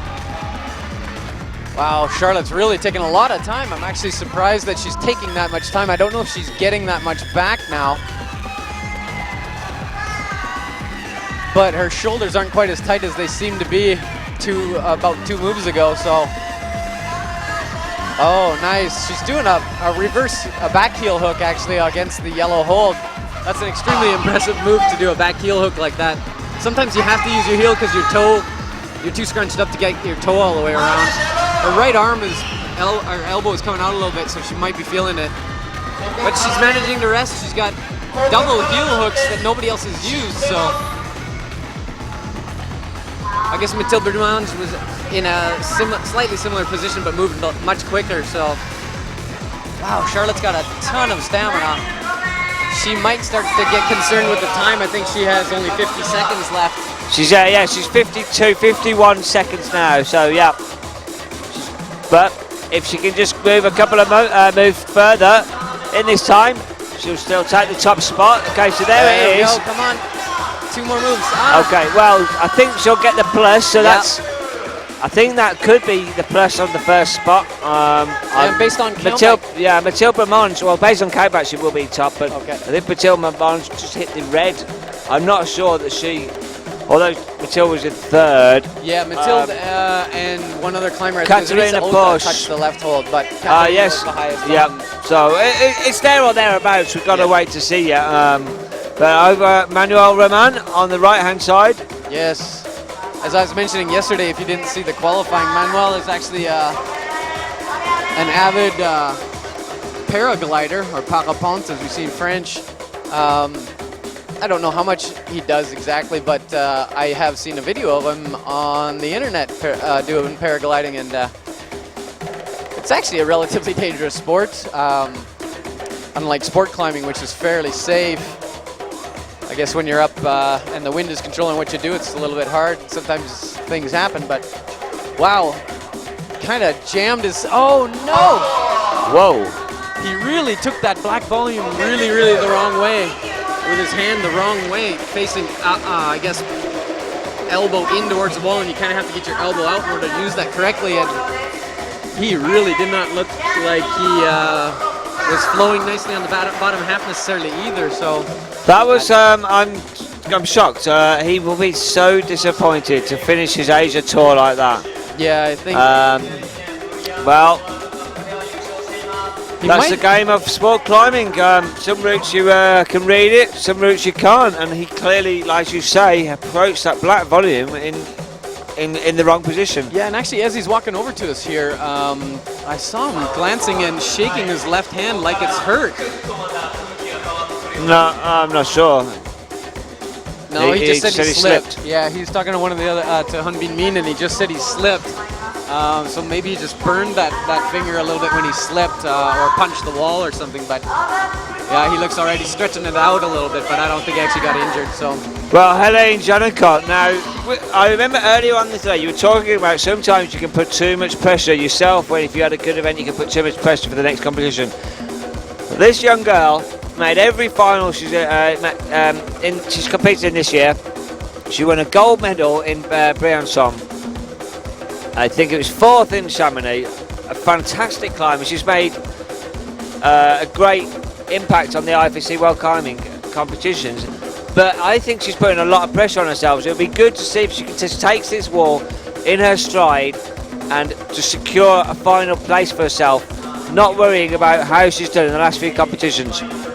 Yeah, we've seen her come off in, I think it was Xining, it might have been Mongpo as well, that coming off of the wall and getting to the bottom, being in tears, and yeah, she might be putting a little bit too much pressure on herself, especially after you've won one of your early competitions. You think, hey, this is easy. I should be able to do this every week or every other week when we have a competition, but everybody has their good days and their bad days, and she has to learn to take that in stride. But she is still really young. She'll get a little bit more used to it, and I think she's going to get stronger and stronger. So perhaps in the future, we're looking at right now a future world champion. For sure. On her performance, I mean, she's only I think she's 18 years of age, and in her first World Championships this year, Helen Janikop came 7th. So she's competing with athletes that have been climbing this world circuit for many years gone by. She's had 4th in Chamonix, 1st in Briançon, 6th in Imst, 7th at the World Championships, 5th in Purs, 6th in Atlanta. In Shining, she was 5th. Last week in Mokpo, didn't have her best competition, but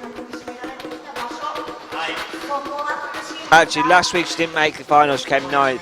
But even so, what a career she's going to have ahead of her. On the right hand side, I can say Urban Primovic. He has had a fantastic qualification yesterday. One of the 2 of his best climbs I've actually seen.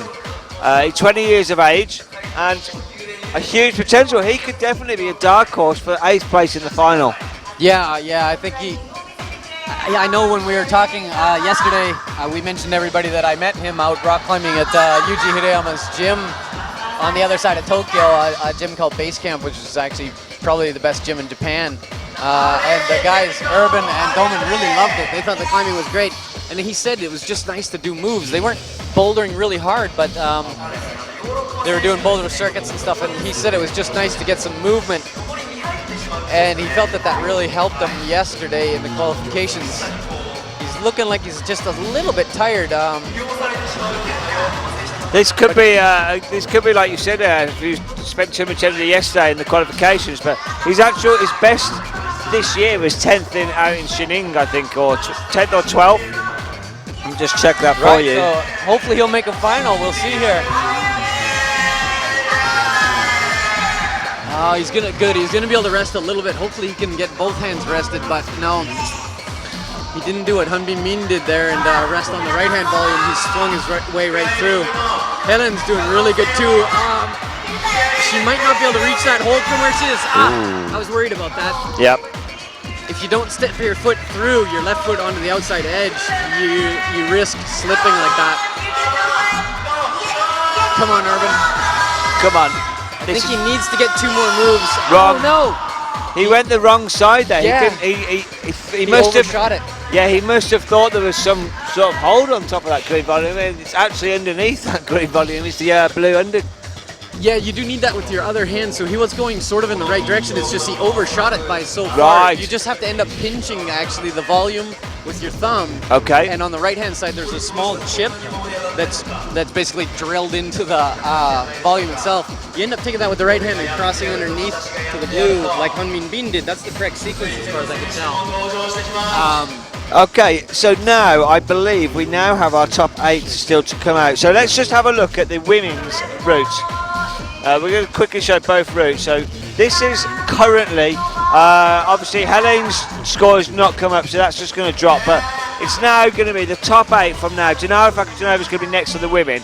And currently, Charlotte Derif with 38 plus is going to be the benchmark to beat if every 8 goes, and that's where will be the safe mark.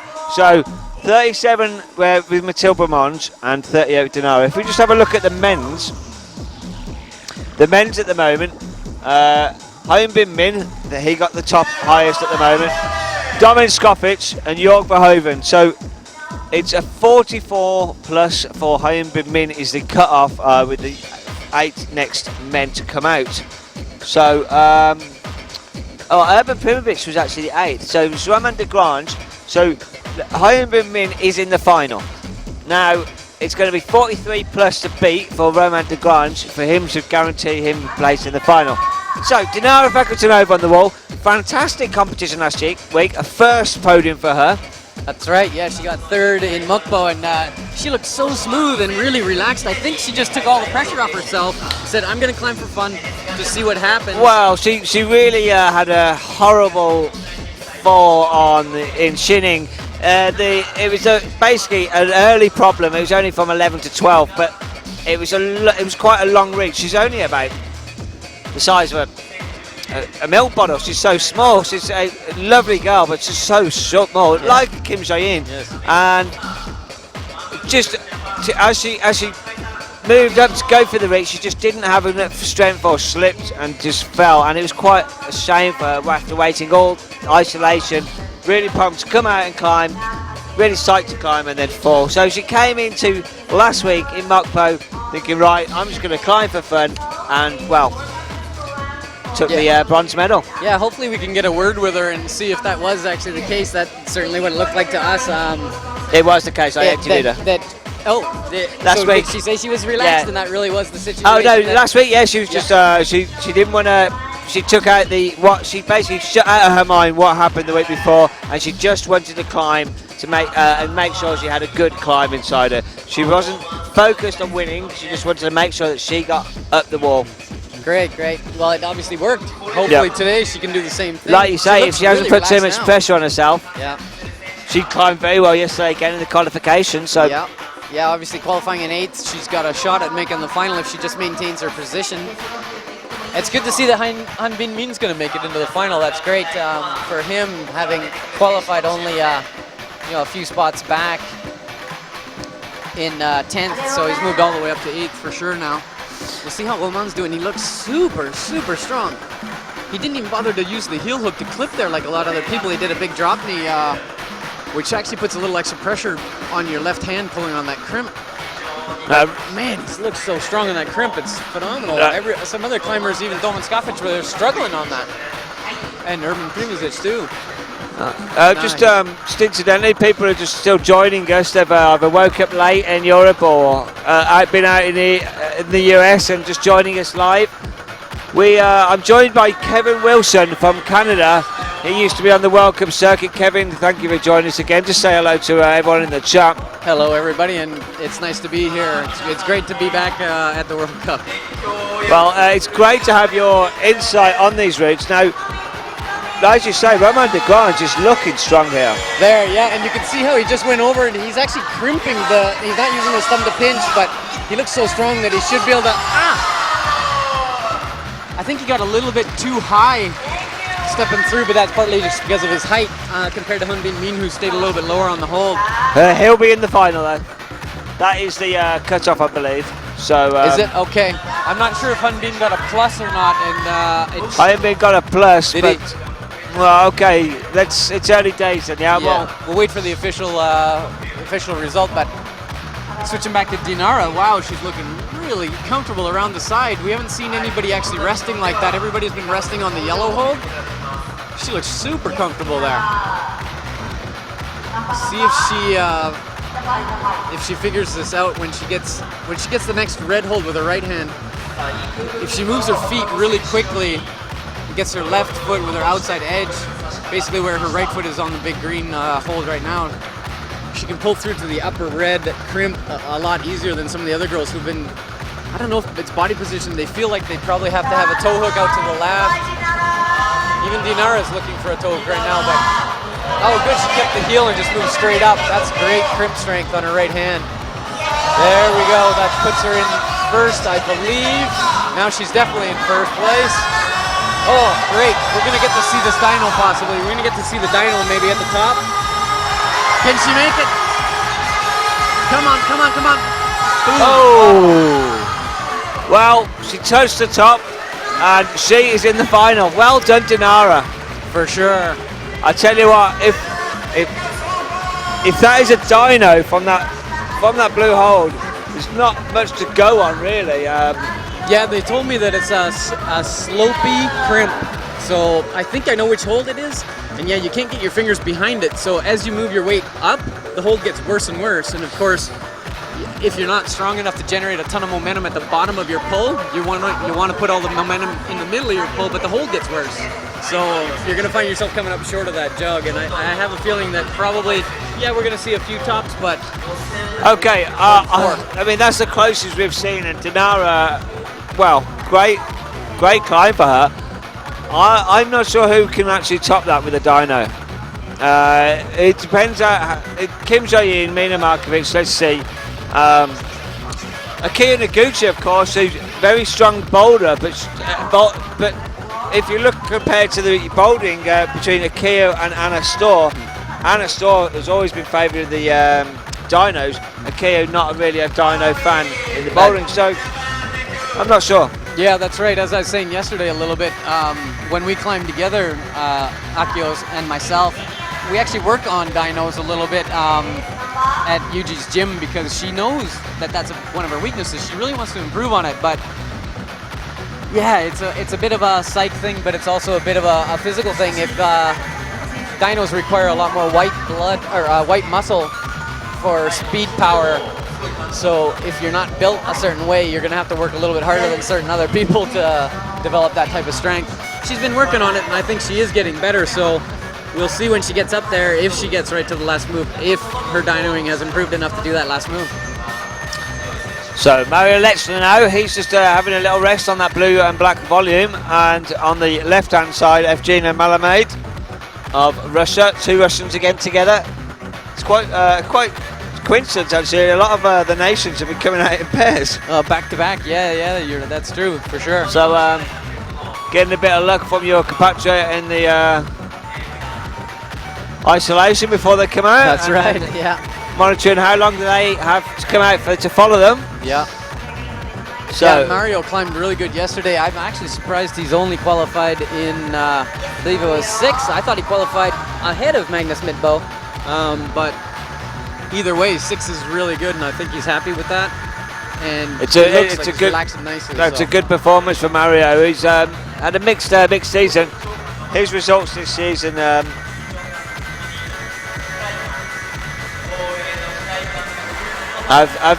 been always overshadowed by Jakub Schubert, who's Austria's #1 and the world champion, obviously. But he's definitely progressed a lot stronger throughout the season as he's gone by. World's 12th in the World Championships, then 7th in pairs and 6th in Atlanta before we came over to Asia. Oh, he's actually struggling. He had a 7th place finish in the first World Cup over in Xining, and then last week. Wow, well, you can see he's actually taking that hold the opposite way from how Hunbin Min took it, and switching his hands. He's not just sticking to the left-hand crimp with only his left hand, he's actually switching his hands so he can get the crimp with his right hand. He's still got his feet in the same position as Hunbin Min, it looks like. And now he's doing what Hunbin Min was doing, which is just palming the top of that volume and using his left hand on the crimp. I suspect he's getting a little bit back, but he's probably going to want to get moving. There he goes. Oh, he's getting a knee scum as well. That's going to help him take a little pressure off his left hand right hand as he starts to move. You see the more experienced climbers really use their body position super well, and it's intuitive. They just know how to pull on the holds in a slightly better way than the other climbers. Oh, nice. His elbow's almost straight there, which means he's got a ton of strength left in his right hand still. See if he finds that. Yep, good. If he gets this undercling and moves off of it, if he moves off of it there, he's taking first place. Oh, now he's definitely in first place. Could we see a top? Oh, he gave a little bit of a shout. He's a little disappointed, but actually that's extremely good. Wow, he's so animated, Mario. Our cameraman came off him a bit early there, but don't worry. We can just tell him he was just running a bit aggressive. He's slapping his thighs. He knows he could have made that. He had the support from the crowd, but we're going to see him in the final, and he'd be very pleased with that. Yeah, I think he's beating himself up a little bit because he thinks other climbers may have made it that far, but really, once he finds out his position, he'll be happy, I bet.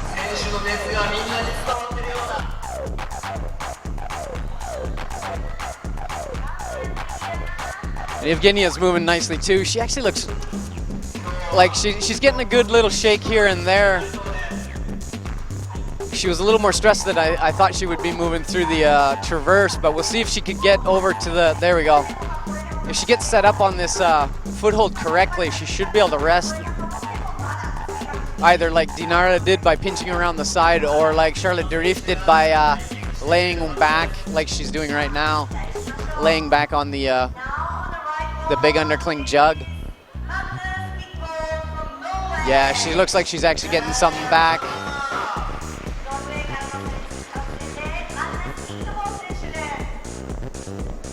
You can probably hear the announcers in the background just announcing Magnus Midtbo, and he's about to start up the route. Here we can see on the wall, this is where we've got our top 8 at the current standing. You see Dinara Fakultanova at the very top there, that's her position. And it's going to be Charlotte de Riff's mark, or Helen Janikot's 37, is going to be the cut-off at the moment for Evgenia Malamaid. So now we have on the men's route Magnus Midbo, who was looking super strong yesterday. Yeah, he was looking great. And I really expect to see him in the final. I'm not sure if he'll make the podium or not, but Evgenia had struggled a little bit there matching the pink, and I think it's actually blown her right arm out, and she might not make this move. Yeah, I can see she was struggling matching the pink, and I think it just tired her out a little bit too much for that move. Well, yeah, that will not see her in the final if we have any of the other holds beaten, so she'll be disappointed with that. Evgenia has made quite a few finals this year. I'm just going to try and speak to Mario, who's in the first place. Mario, congratulations. Thank you. It was a great route, and I really enjoyed it. Already in the semi-finals, so many people here, and great comp. It is a fantastic option. I came this morning here, and they were queuing up to get in here to watch. Did you see that? What is it? They were queuing up outside the building before we got here this morning. Yeah, I see that. It was incredible. Already at 9 in the morning, the people starting to roll up before the gym. It was really funny to see. What do you think you could have made that? You just saw you slip on that yellow volume at the top. I wasn't that pumped, but it's getting really hard, and the foot were too low, and maybe I could do it, but I just fell there, and it's okay. So. Really enjoyed it. Well, we know we're going to see you in the final. Have a nice rest. Good luck, and thank you for talking. Thank you. Mario Lecturer there. So Magnus Midbo here. Yeah, he's moving good. I mean, he's really got biceps that are probably twice my size. He needs licenses for them guns. Yeah, exactly. Now on the left-hand side, Johanna Ernst. Very disappointing climb for her last week. She knows that herself. But on the rest of her season, she has been fantastic. She won her first podium, she won her first gold last week. 2 weeks ago in Jining, 20 days ago. And basically on the best form we've seen in a couple of years from Johanna since she won in 2009 the World Championship. She came silver in Briançon, third in IMS, third in the World Championships, and silver in Purs. With a podium in Jining, she's definitely one up there to be competing for the overall as well with some of the other league climbers. I was just watching Magnus, sorry, I've just seen. Yeah, he actually made two really bad mistakes there. He didn't get his right foot up onto the pink hold as fast as he would have liked in order to reach around to the side of that green volume. And I think it cost him a little bit of strength grabbing the blue hold like he wanted to take it with his right hand first. He just misread that section a little bit and cost himself. I think he's going to be in second position now, maybe third. Yeah, he's Johanna Ernst though. She's got a lot of fans in the chat and around the world. Young climber, was the world's youngest 15 world champion, I think it was, and in 2009 world champion. Has had a couple of bad years, but this year has been on form. Yeah. I guess last week she was a little sick. The entire Austrian team had a bad showing in Mokpo. But I was talking with her earlier, and it seems like yesterday she said, I'm feeling better. There's no excuses, and she expects to make the final this time. So. Well, she's looking composed. I can tell all the Austrians have climbed a lot better than they did last week. So maybe Aiko has cracked the whip. He said that he's done nothing different, but they're very proud climbers. Yeah, all the traveling and everything that they go through and changing diets and stuff like that. Sometimes you can just, a certain day just won't feel right to you, and if it happens to be the day of the final, you're not going to do well. She looks really good here. She didn't rest as much as some of the other girls on the yellow hold. Maybe she just feels really good. Well, her shoulder's tensing a little bit on the right side there, but her left hand looks really good. So if she can shake a little bit before she moves out, yeah. Switch her feet really quick. She's extremely strong on the upper body, so if she could dyno, if she can get to the end, I'm not going to risk it, let's just wait and see. Yeah, she's getting just a little bit tired. She finally got her feet set right. She paused like she was going to try what Helen Janiko did, and I'm glad she switched her feet because that stopped her from slipping. cross. Under, yeah, that's amazing that she's resting there. We didn't even see Dinara rest there, so she's got a good chance of topping here now. There, if she can generate momentum, she's just got to jump, don't pause. Good, good, good. Yeah, good. well done. And you can hear the crowd. Wow, the crowd went crazy. And there we have our first guaranteed top, first finalist, sorry, guaranteed for the top in the semi-finals. Great to see. And over the baton is now passed over to Jakob to carry the flag for Austria, who's now on the wall on the right-hand side. That's right. Actually, he'll be happy to. He knows, I'm sure, that Johanna was just on the wall, and although I'm sure he's focused completely on his route, he would have heard the roar at the very least and knows that she did well. He'll be happy for her. That might give him a little bit of motivation. I'm just going to try and get a quick word with Johanna as she just walks over here. Johanna, well done. How do you feel? Good. Yeah. A usual response from you there. You're the first girl to top. Yep. And how was that route? It was wonderful. I mean, I really like it because there were not so many crimps as usually, and yeah, it was nice to climb. Is that your style? Yeah, definitely. And we were just waiting. I wasn't sure who could actually make that jump for the last hole there at the end, but you were able to make a nice rest and after that white section. Did you just feel totally controlled throughout the whole climb? Yeah, sometimes I wasn't quite sure if I could make it, but at the end it was like, yeah, got it. You're clearly feeling better than last week. You weren't smiling so much, so you can see you're smiling. Friends back at home are giving you a lot of support. Well done, good luck in the final. Thank you very much. Johanna Ernst, clearly a lot happier than last week and definitely setting the benchmark for the others to follow. Okay, Jakob Schibert on the right, and where Mina and Jakob are at the point. You've just been speaking to Urban, how is he? Yeah, he was actually very happy with his climb. This is going to be, even if nobody else makes any mistakes, and he said, I'm not planning on anybody making any mistakes. He will finish around 9th or 10th, and that'll be his second best result. He got 5th in Kranja last year, so he is actually super happy. He did mention that where Jakob is right now, he did the moves, Urban did the moves the way he had planned during observation, but many of the other climbers got a rest there, and he didn't take much of a rest. And he said that's possibly the mistake that led to him getting too pumped on the upper head wall. Yeah, and that is just something for him to learn as a young climber. Yeah. He's going to take note from that, and then next time when he climbs a route like this where he knows he thought about it, it may be just the pressure, or he's thinking on the wall and he forgot about it. Yeah, sometimes you feel so good you think, oh, I don't really need to rest.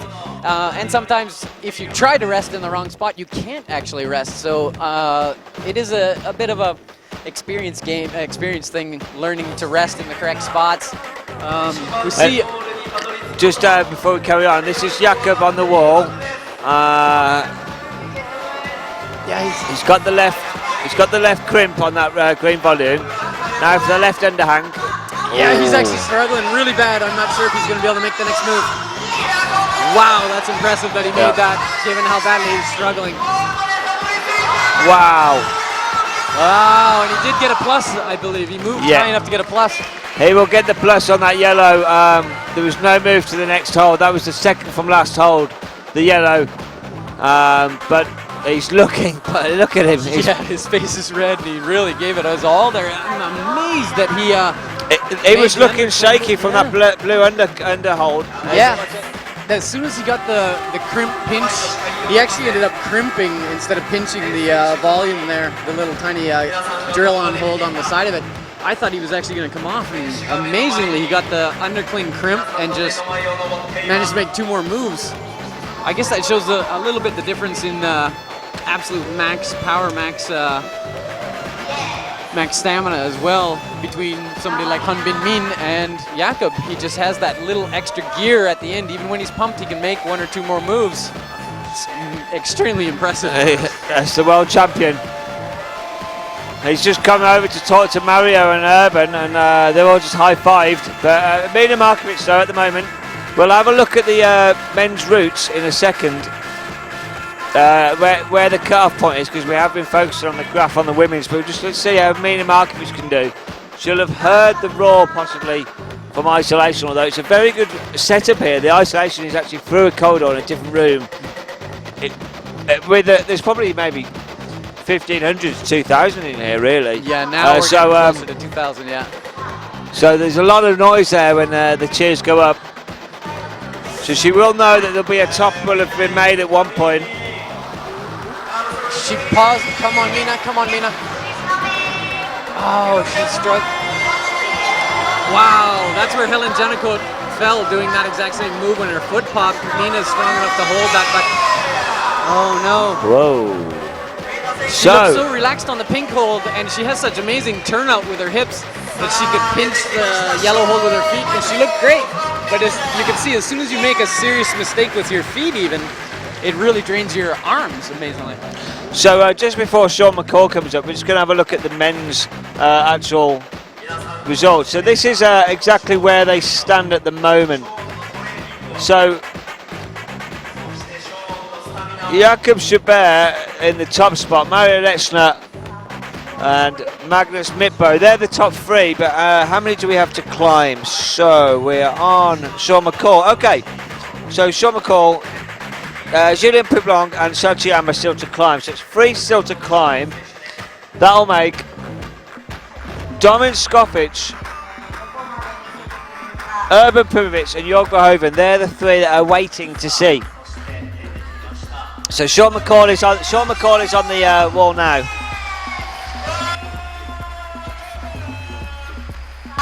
So what we can say, Roman de Grange is through, Hyunbin Min is through, and it's Domin Skofic with a 43 plus, Urban Pubovic with a 42 plus. So Domin Skofic actually got higher than Urban, and very interesting to see that. Yeah, you probably just heard a real roar in the background as Akio Noguchi was introduced, and she's our next female climber on the left route here. She's more of a boulderer, so these actually, this route being a little bit shorter, the walls being a little shorter, and the route setting, you know, kind of being a little bit more bouldery. Some of the girls have already said that might play to some of her strengths. Well, Akio Noguchi is an all-round great climber. Yes, she is a boulder, but a first and only league competition in Europe, she went straight to Purs afterwards and she came 6th. So she's clearly a very good all-round climber. She did, I think she did a couple of climbs last year in the league competition as well. In Xining, she made the final. No, sorry, Xining she didn't make the final because she wasn't there. Right. So there's no Japanese climbers. But in Mokpo last week, she made the final. Right. And came 5th. So wow. She's and that was quite a longer route. Sean McCall doing well, but yeah, I actually think Akio will top this. Yeah, I think she's definitely got a shot. I mean, given we've seen one top, I think the top 4 or 5 girls here, we're going to see probably, how many girls have we got left? 4? I think we might see 2 more tops out of 4 girls. Yeah, we've still got, I think it's going to be Akio, Oda and Kim Jae-in. Kim Jae-in, yeah. Although Maya Vidmar sure looked good yesterday. And we see Sean moving extremely well. It's interesting there that he's struggling just a little bit, trying to get around the side to take some pressure off his hand. He might have not wanted to do that. Now, another thing I've just thought of that's very important is this is the second last World Cup of the year. Now, it's not just getting a good placement for the finals. If they all finish on the same positions and we go to comeback and things, they want to be making the best points they can by the end of the year. Now Sean McCall's looking strong. Yeah. If he tops here, oh no! Wow. Like he didn't even get the underhang. Yeah, when he was moving left around those double volumes on the left-hand side, you could see he was actually struggling, trying to get farther and farther around to take some pressure off his hands. Because I guess he got a little bit more tired than he thought he would on those double volumes. He moved so well through the lower section that I didn't think it would be a problem, but of course when he started moving left, he may have made one mistake and didn't rest quite as comfortably on the double volumes as some of the other climbers. I'm just going to check. I'm just going to check the scoring. I think that's going to put him on the bubble, really. Let me just check our route maps. Yeah, I think you're right. So what we're going as, that's the women, sorry. Yeah, so 39, 43, 42 plus. I think he'll actually, because he had this as he's moving to the undercling, he'll have 43 plus. He will 43 not get plus. 44. So 43 plus. 43 plus puts him on same as Dom Scofford, so he's on the bubble, but we do have Roman and Sachi to climb, so very interesting. Wow. Yeah, if Sean doesn't make the final. Yeah, it's where it's going to be vital for overall points, that is. Yeah. You've got Satsuyama and Rahman ahead on the league tables. Then there's Sean McCall. Then there's Jakob Chabert. Yeah. Very interesting. Again, also Mina Marcus we saw fall. Yeah. We've got to check. I think she has probably made it into the final, but we'll have to double check that. Mina could be at a risk. With Kim Jae-in still to climb. Again, valued points for the end of the year, but it's this competition we're concentrating on. Yeah, if Mina were to not make the final here, wow, that would really change the standings up a lot, because she would drop a ton of points if Jae-in Kim were to win. Akio's doing good here. We saw her rest fairly well on the yellow hold, and now she is getting a shake, so I think she's going to be all right. Oh, good, yeah. She's got great turnout as well, so she can suck her hips right into the wall, take some pressure off her hands. We'll see if she steps through really, really quickly onto the green hold. Come on, Akio, step through. No, come on, Akio, come on. No. Oh, and she didn't even get the touch on the next hold, so that won't be a plus from that one. That'll be interesting. I'm not sure that's going to be good enough. Let's just have a quick look at where the women's results are. So, okay, so Mina Markovic is third, so she's through. So at the current standing, I make it that that's a 37 plus is for where Katarina Porsche is at the bottom. Now 37 on our map shows 38. Was she 38? So Kyo made a 38 plus, so she is in Charlotte Jarif's position in the fourth. So Charlotte Jarif is through. So if Gina Malamade moves down, we're going to have Helene Janicot, Magdalena Rowe and Katarina Porsche holding on to their positions until the next three come out. Now we have Maya Vidno on, but on the men's route we have Ramon Julien Pouglon. Now he has not had a very good couple of competitions. He won his gold in Pairs in Atlanta, very good, he's looking on form again. Had a terrible final again in Shining. Semi-finals, yes. Did he not make it? He didn't make the final because he made slipped. the final. That's it, there 19th. We go, yeah, of course. That was thanks to our great webcast that you saw that, of course. Yeah, so Ramon, he knows he's got to get a good result here for the overall season as well, because Satsuyama is in the league and he's already missed a competition. Yeah, I think the points might almost balance out, like Sean McCall was saying yesterday in an interview we did with him during the qualifier. Everybody has had a mistake essentially this year, or had a problem. Ramon slipped and was 19th in Xining. Sach could not compete in Xining, so he has to take a 0. Sean did not compete in IMS, so he takes a 0 there. Jakob Schubert had 2 disqualifications, one for an accidental heel hook on a bolt, I believe, and one for using an unauthorized device, cell phone in the isolation. It was just to check the time, but still, it is in the rules that you're not allowed to do that, so he was disqualified. Everybody's had their mistakes, and it's really going to come down to, interesting enough, it really is going to come down to who just climbs the best out of six competitions. But with Ramone also having a little bit of trouble in Mokpo, where we saw him kind of make a mistake under the roof where he spent too much time on a double pinch. And his foot slipped. Yeah, and then his foot slipped in his hand at the same time, sort of when he was trying to do this kind of drive-by move, we call it. That caused some problems with him getting some extra points, and Sach ended up staying in first place. But we'll see how he does here today. He's moving really fine so far. Man, the strength to just dyno that campus out to that right hand hold is, it's crazy. A lot of the other climbers couldn't even hold that hold. He's campusing off it. Also, like you said, Maya Vidmar climbed very well yesterday. She had a great competition in Atlanta, taking a bronze medal. Had a terrible couple of competitions early here in Asia for Jining and Mokpo. But we spoke to her both events and said she's not sure why. She feels good. But here, she clearly feels good. All the Slovenians, they went to the gym where you saw them earlier. Where was that?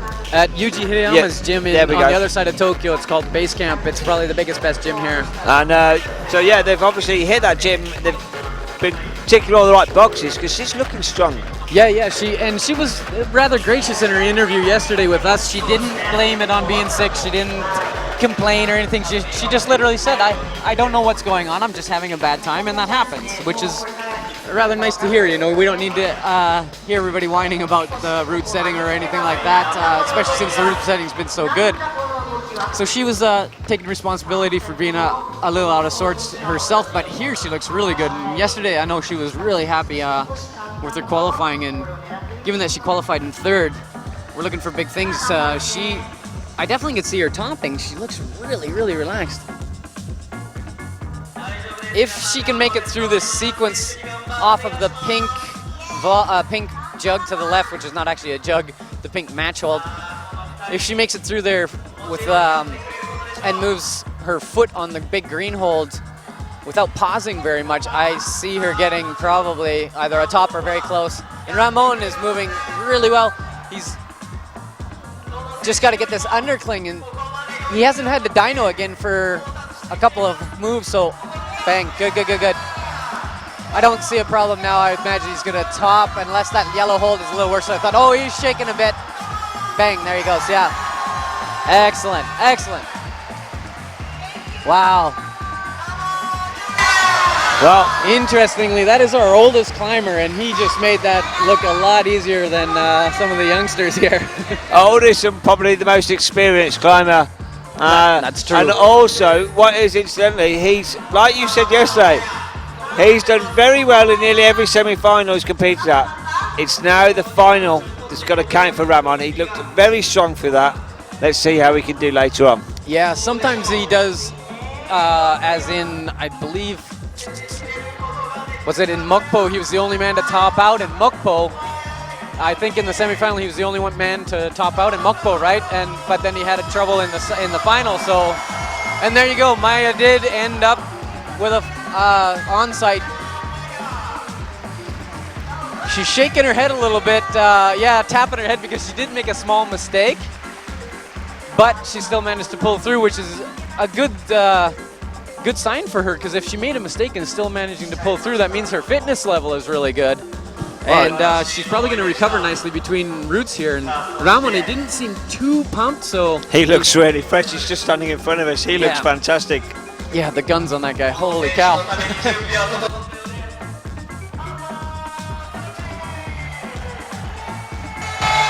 Just listen to that roar.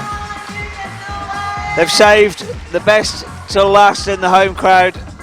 Sachiyama, top world ranking on the IFSC rankings.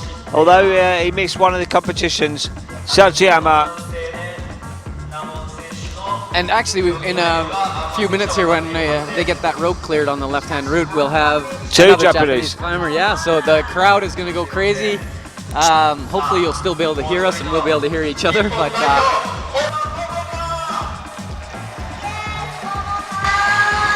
here comes Momoko now. Okay, so we've got the current world rank number 1 on the IFSC rankings. So I think he's ranked number 2 in the world after Ramon, but he's ranked number 1 on the IFSC World Cup ranking points, and the world's youth world champion on the left-hand side. So, and they're both from Japan. The crowd's going to go immense. Yeah. Let's hope we see 2 tops. Yeah, hopefully. And Oda has won World Cup competition before, so she knows what it feels like, she knows what it tastes like, and I'm sure she wants more.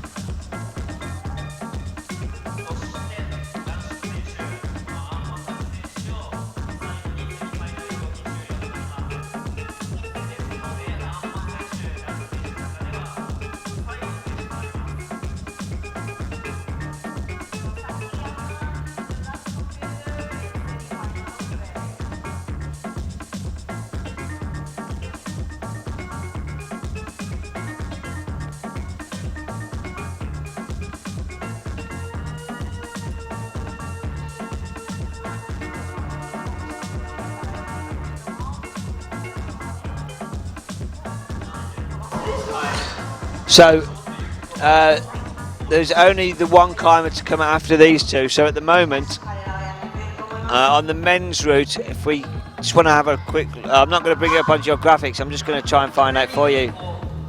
Yeah, it's going to be Ramon, Jakob, Mario Lechner, Magnus Mitbo, Hyun Bin Min, Sean McCall, Roman de Grange, and I expect Sachi Ama. So it could be Domin Skovic who will not go through.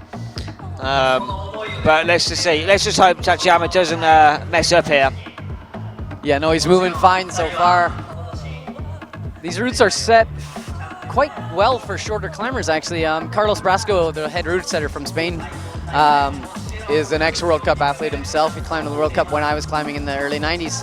And he's a little bit shorter, so he's set routes that are maybe a little more amenable to the shorter climbers. Not that they're easier for the shorter climbers, it's just that there aren't so many super long reaches and positions where the climber's foot might slip or something like that. So it really does come down to just who can hang on.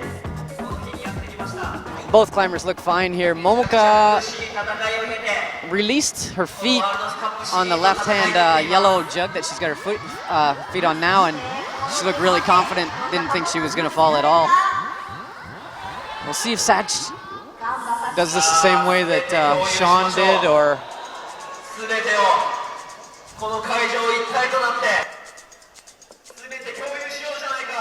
yeah, he moved in really quickly. He's not going to rest there hardly at all. We'll see if that affects him as he gets higher up on the wall, because he could have possibly rested there a bit. As Urban Primozic was saying, if you could rest there, it might give you a little bit something for the top, but Sach might not need it. Ramone didn't rest there very much either. Oh, and he is coming back down and resting a bit, so.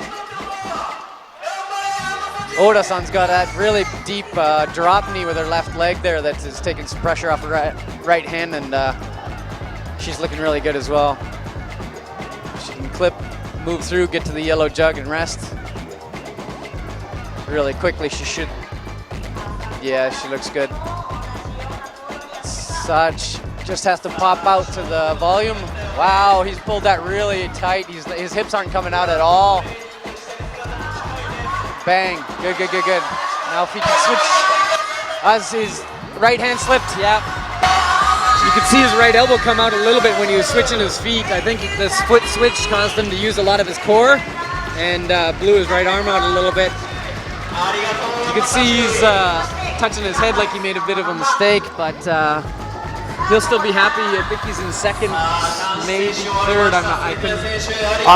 Well, he's in the final. I'm not sure. Yeah, Jakob may have grabbed the yellow hold. I tell you what, like you say, he's just might have just made a mistake. As you speak great Japanese, we can just go and pounce on him if you can go and find out what happened. Yeah. When he comes over this direction. As Momoka Oda still looking strong, having a nice rest there on this peak volume. Yeah, there's only one or two people who have found that double heel hook or toe hook on the left and heel hook on the right. So she's getting something back, I do believe. We'll see if she can actually top this out. Maya Vidmar, I did end up talking to her. She said she was tapping herself in the head, not so much because of the mistake she made down lower, but just because she was saying, calm down, you did it, you did it. Well, that is correct. No, she's doing well. She's gone through to the white volume. Kevin's just gone to try and grab Sachi.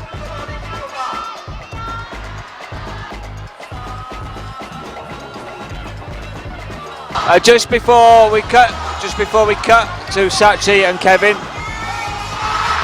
Momoka touches the red volume. Kevin, what do you think of that? Yeah, Oda-san, I thought she was actually going to top out. It was really close. She didn't look like she was struggling until the last two moves. It's really good, though. She's going to finish in the top three, I think, and she looks good for a podium. And now we actually are here with Sach Amma. I'm going to speak Japanese, and I'll end up translating the interview here, but I'm going to ask him first what he thought of the route.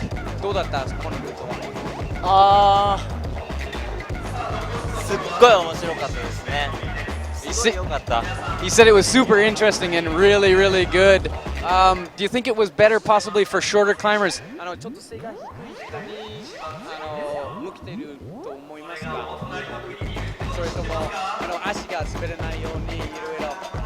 If you are short, 背が低かったら柔軟性があれば大丈夫だから背が低いから厳しいってことはないと思います。 Okay, yeah, he's saying that it's not hard because you're short, but it isn't necessarily an advantage either. If you find the correct position, you find the correct position. That's about it. When you got to the top, you looked completely fine until you had the undercling and made that dyno and then switched your feet.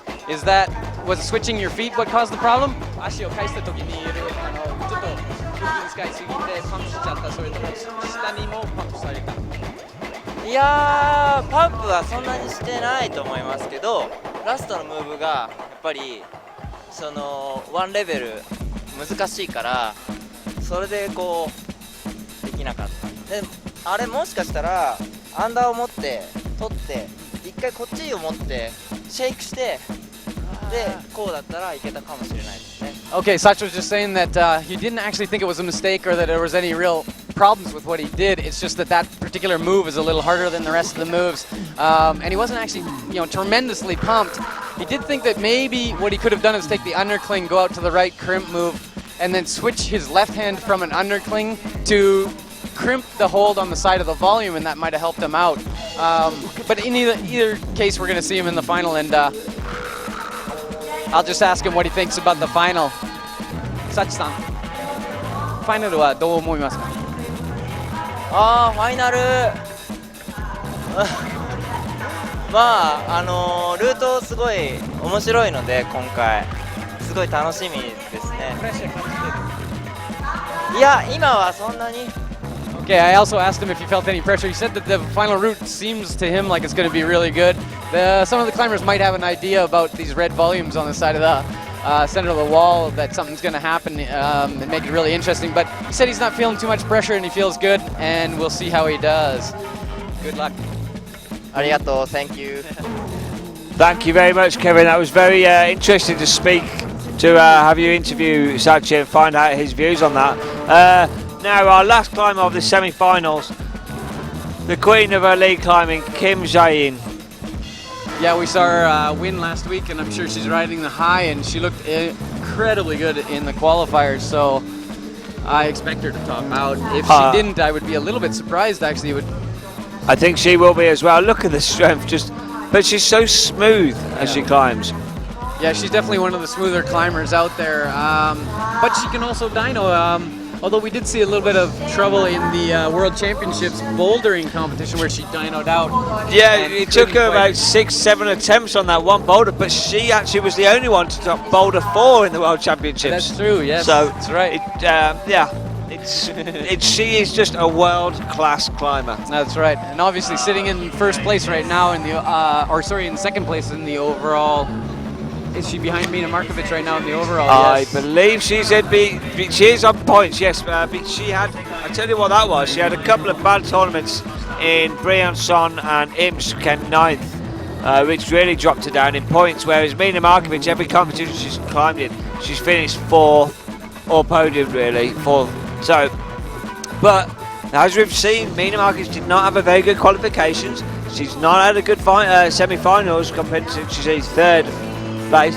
She's still up there, but she could be going into 4th place if Kim Jae-in tops this. Yeah. And that's quite interesting. On the points scale, yes, she'll still get points for 5th, 4th, however she finishes.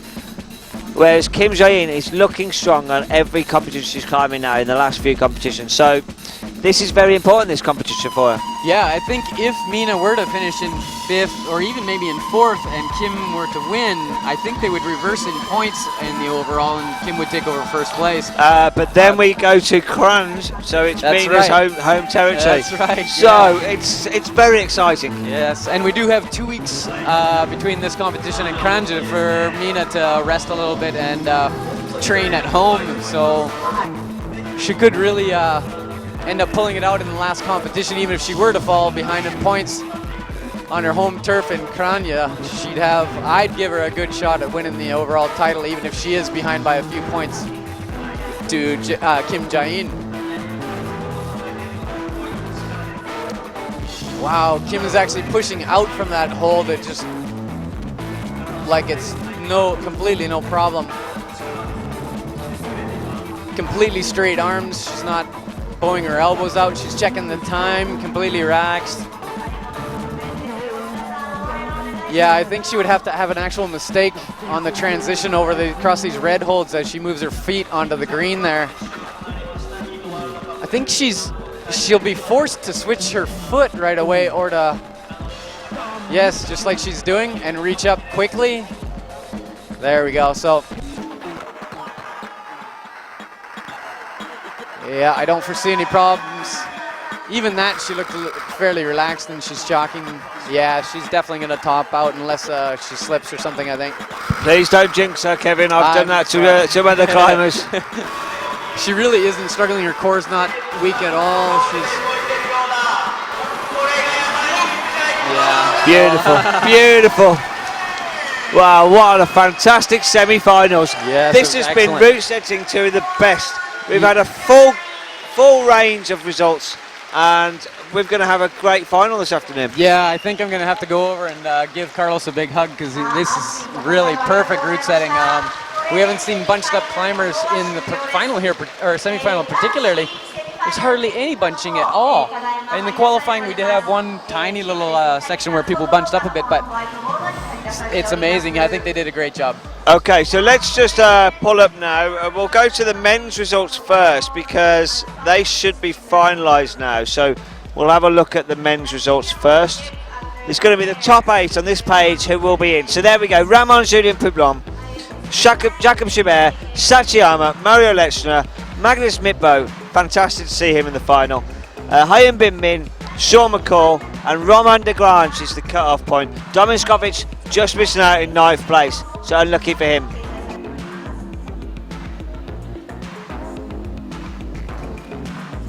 So there, that is the top 8. We'll just give it a few seconds. We'll have a look at the women's results. We'll see, these should be updated very quickly, but there it is. Maya Vidmar on top, Kim Jae-in on second, Jana in third. Now, you'll see the top 2 are the same on countbacks, which is quite a coincidence. If it goes down to time on the finals between Kim Jae-in and Maya Vidmar, that could be interesting, because countback, Maya Vidmar and Kim Jae-in are both topped on the qualifications. So that could be very interesting. If we just go back onto that page, 1 second, we'll just bring that back up. We'll have a look at the top 8 again. So Maya Vidmar, Kim Jae-in, Joanna Ernst, Mamoka Oda, Dinara Fakuritanova, Akira Noguchi, Mina Markovic, just scraping in his 7th, and Charlotte Durif. So they are our finalists. What do you think about that? Mina Markovic 7th. Yeah, she did say that she hasn't been feeling perfect. Like, she didn't say she had a fever or anything, but she's been feeling just a tiny little bit under the weather for the better part of this Asian tour. And maybe it's just wearing on her. We know in Mukpo she climbed quite well, obviously, taking second, and looked fine. Didn't look like she had stamina problems or any power problems. And even here in the qualifying, she looked quite good. The semi-final, maybe everything is just piling up and wearing her down. Well, these are the rankings at the moment for the women. So this is the top 8. So you see Mina Markovic, this is the IFSC World Cup rankings, which will go to the overall after Kranj. Mina Markovic is in the lead with 13 points to Kim Jae-in. So that's how tight it is on the women's section. Jana Ernst just creeping up there with their gold last week. And if we just quickly look at the men's, 1 second, this is how tight it is between Ramon Julien Poublon, who's actually in second, Sachiyama in first, 455 and 439, very close. Sean McCall, not had the strongest semi-finals, but he's in the final, he's on 404. It could all go any way there. These are the guys. This is how it could go to the overall after Slovenia. Well, we're going to have to close down our stream now. That's the end of our semi-finals coverage. And we're going to try and, well, we'll go and get everything reset.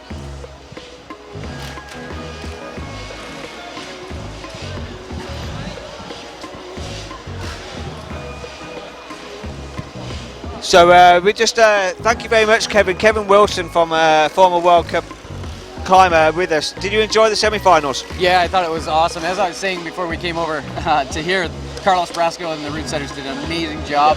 I think the climbers are happy. We didn't hear any complaints. They like the holds as well. And the final, I think we're in for an interesting final at the very least. You might know a little bit about that. Thanks you. Cheers for walking past that, Sachi. Okay. We've got 16 athletes coming out. All of the people that are in the finals I expected, really. I was quite surprised at how they're going to come out. With Mina Markovic going to be coming out early, 7th. That's very rare for our competitions that we see. I'm just very excited. It's going to be a couple of hours resetting, and let's go and see what's happening. So thank you very much for watching the semi-finals. If you got up late, if you missed anything, or if you went to bed early and missed anything, you can go and watch it on YouTube in about half an hour's time. We'll be back there. Thank you very much, Kevin. Thank you very much for watching. Good night.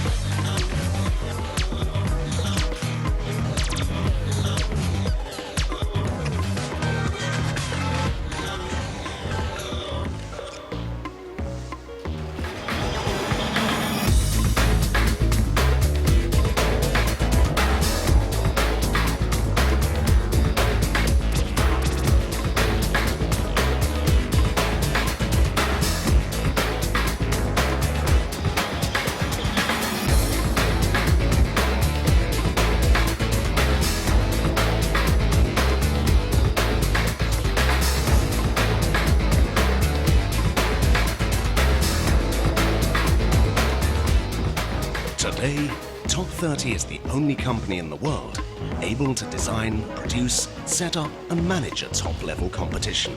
Everything within the same company, everything with the trustworthiness and professionalism that an official competition requires. Everything Top 30. Top 30, the heart of climbing.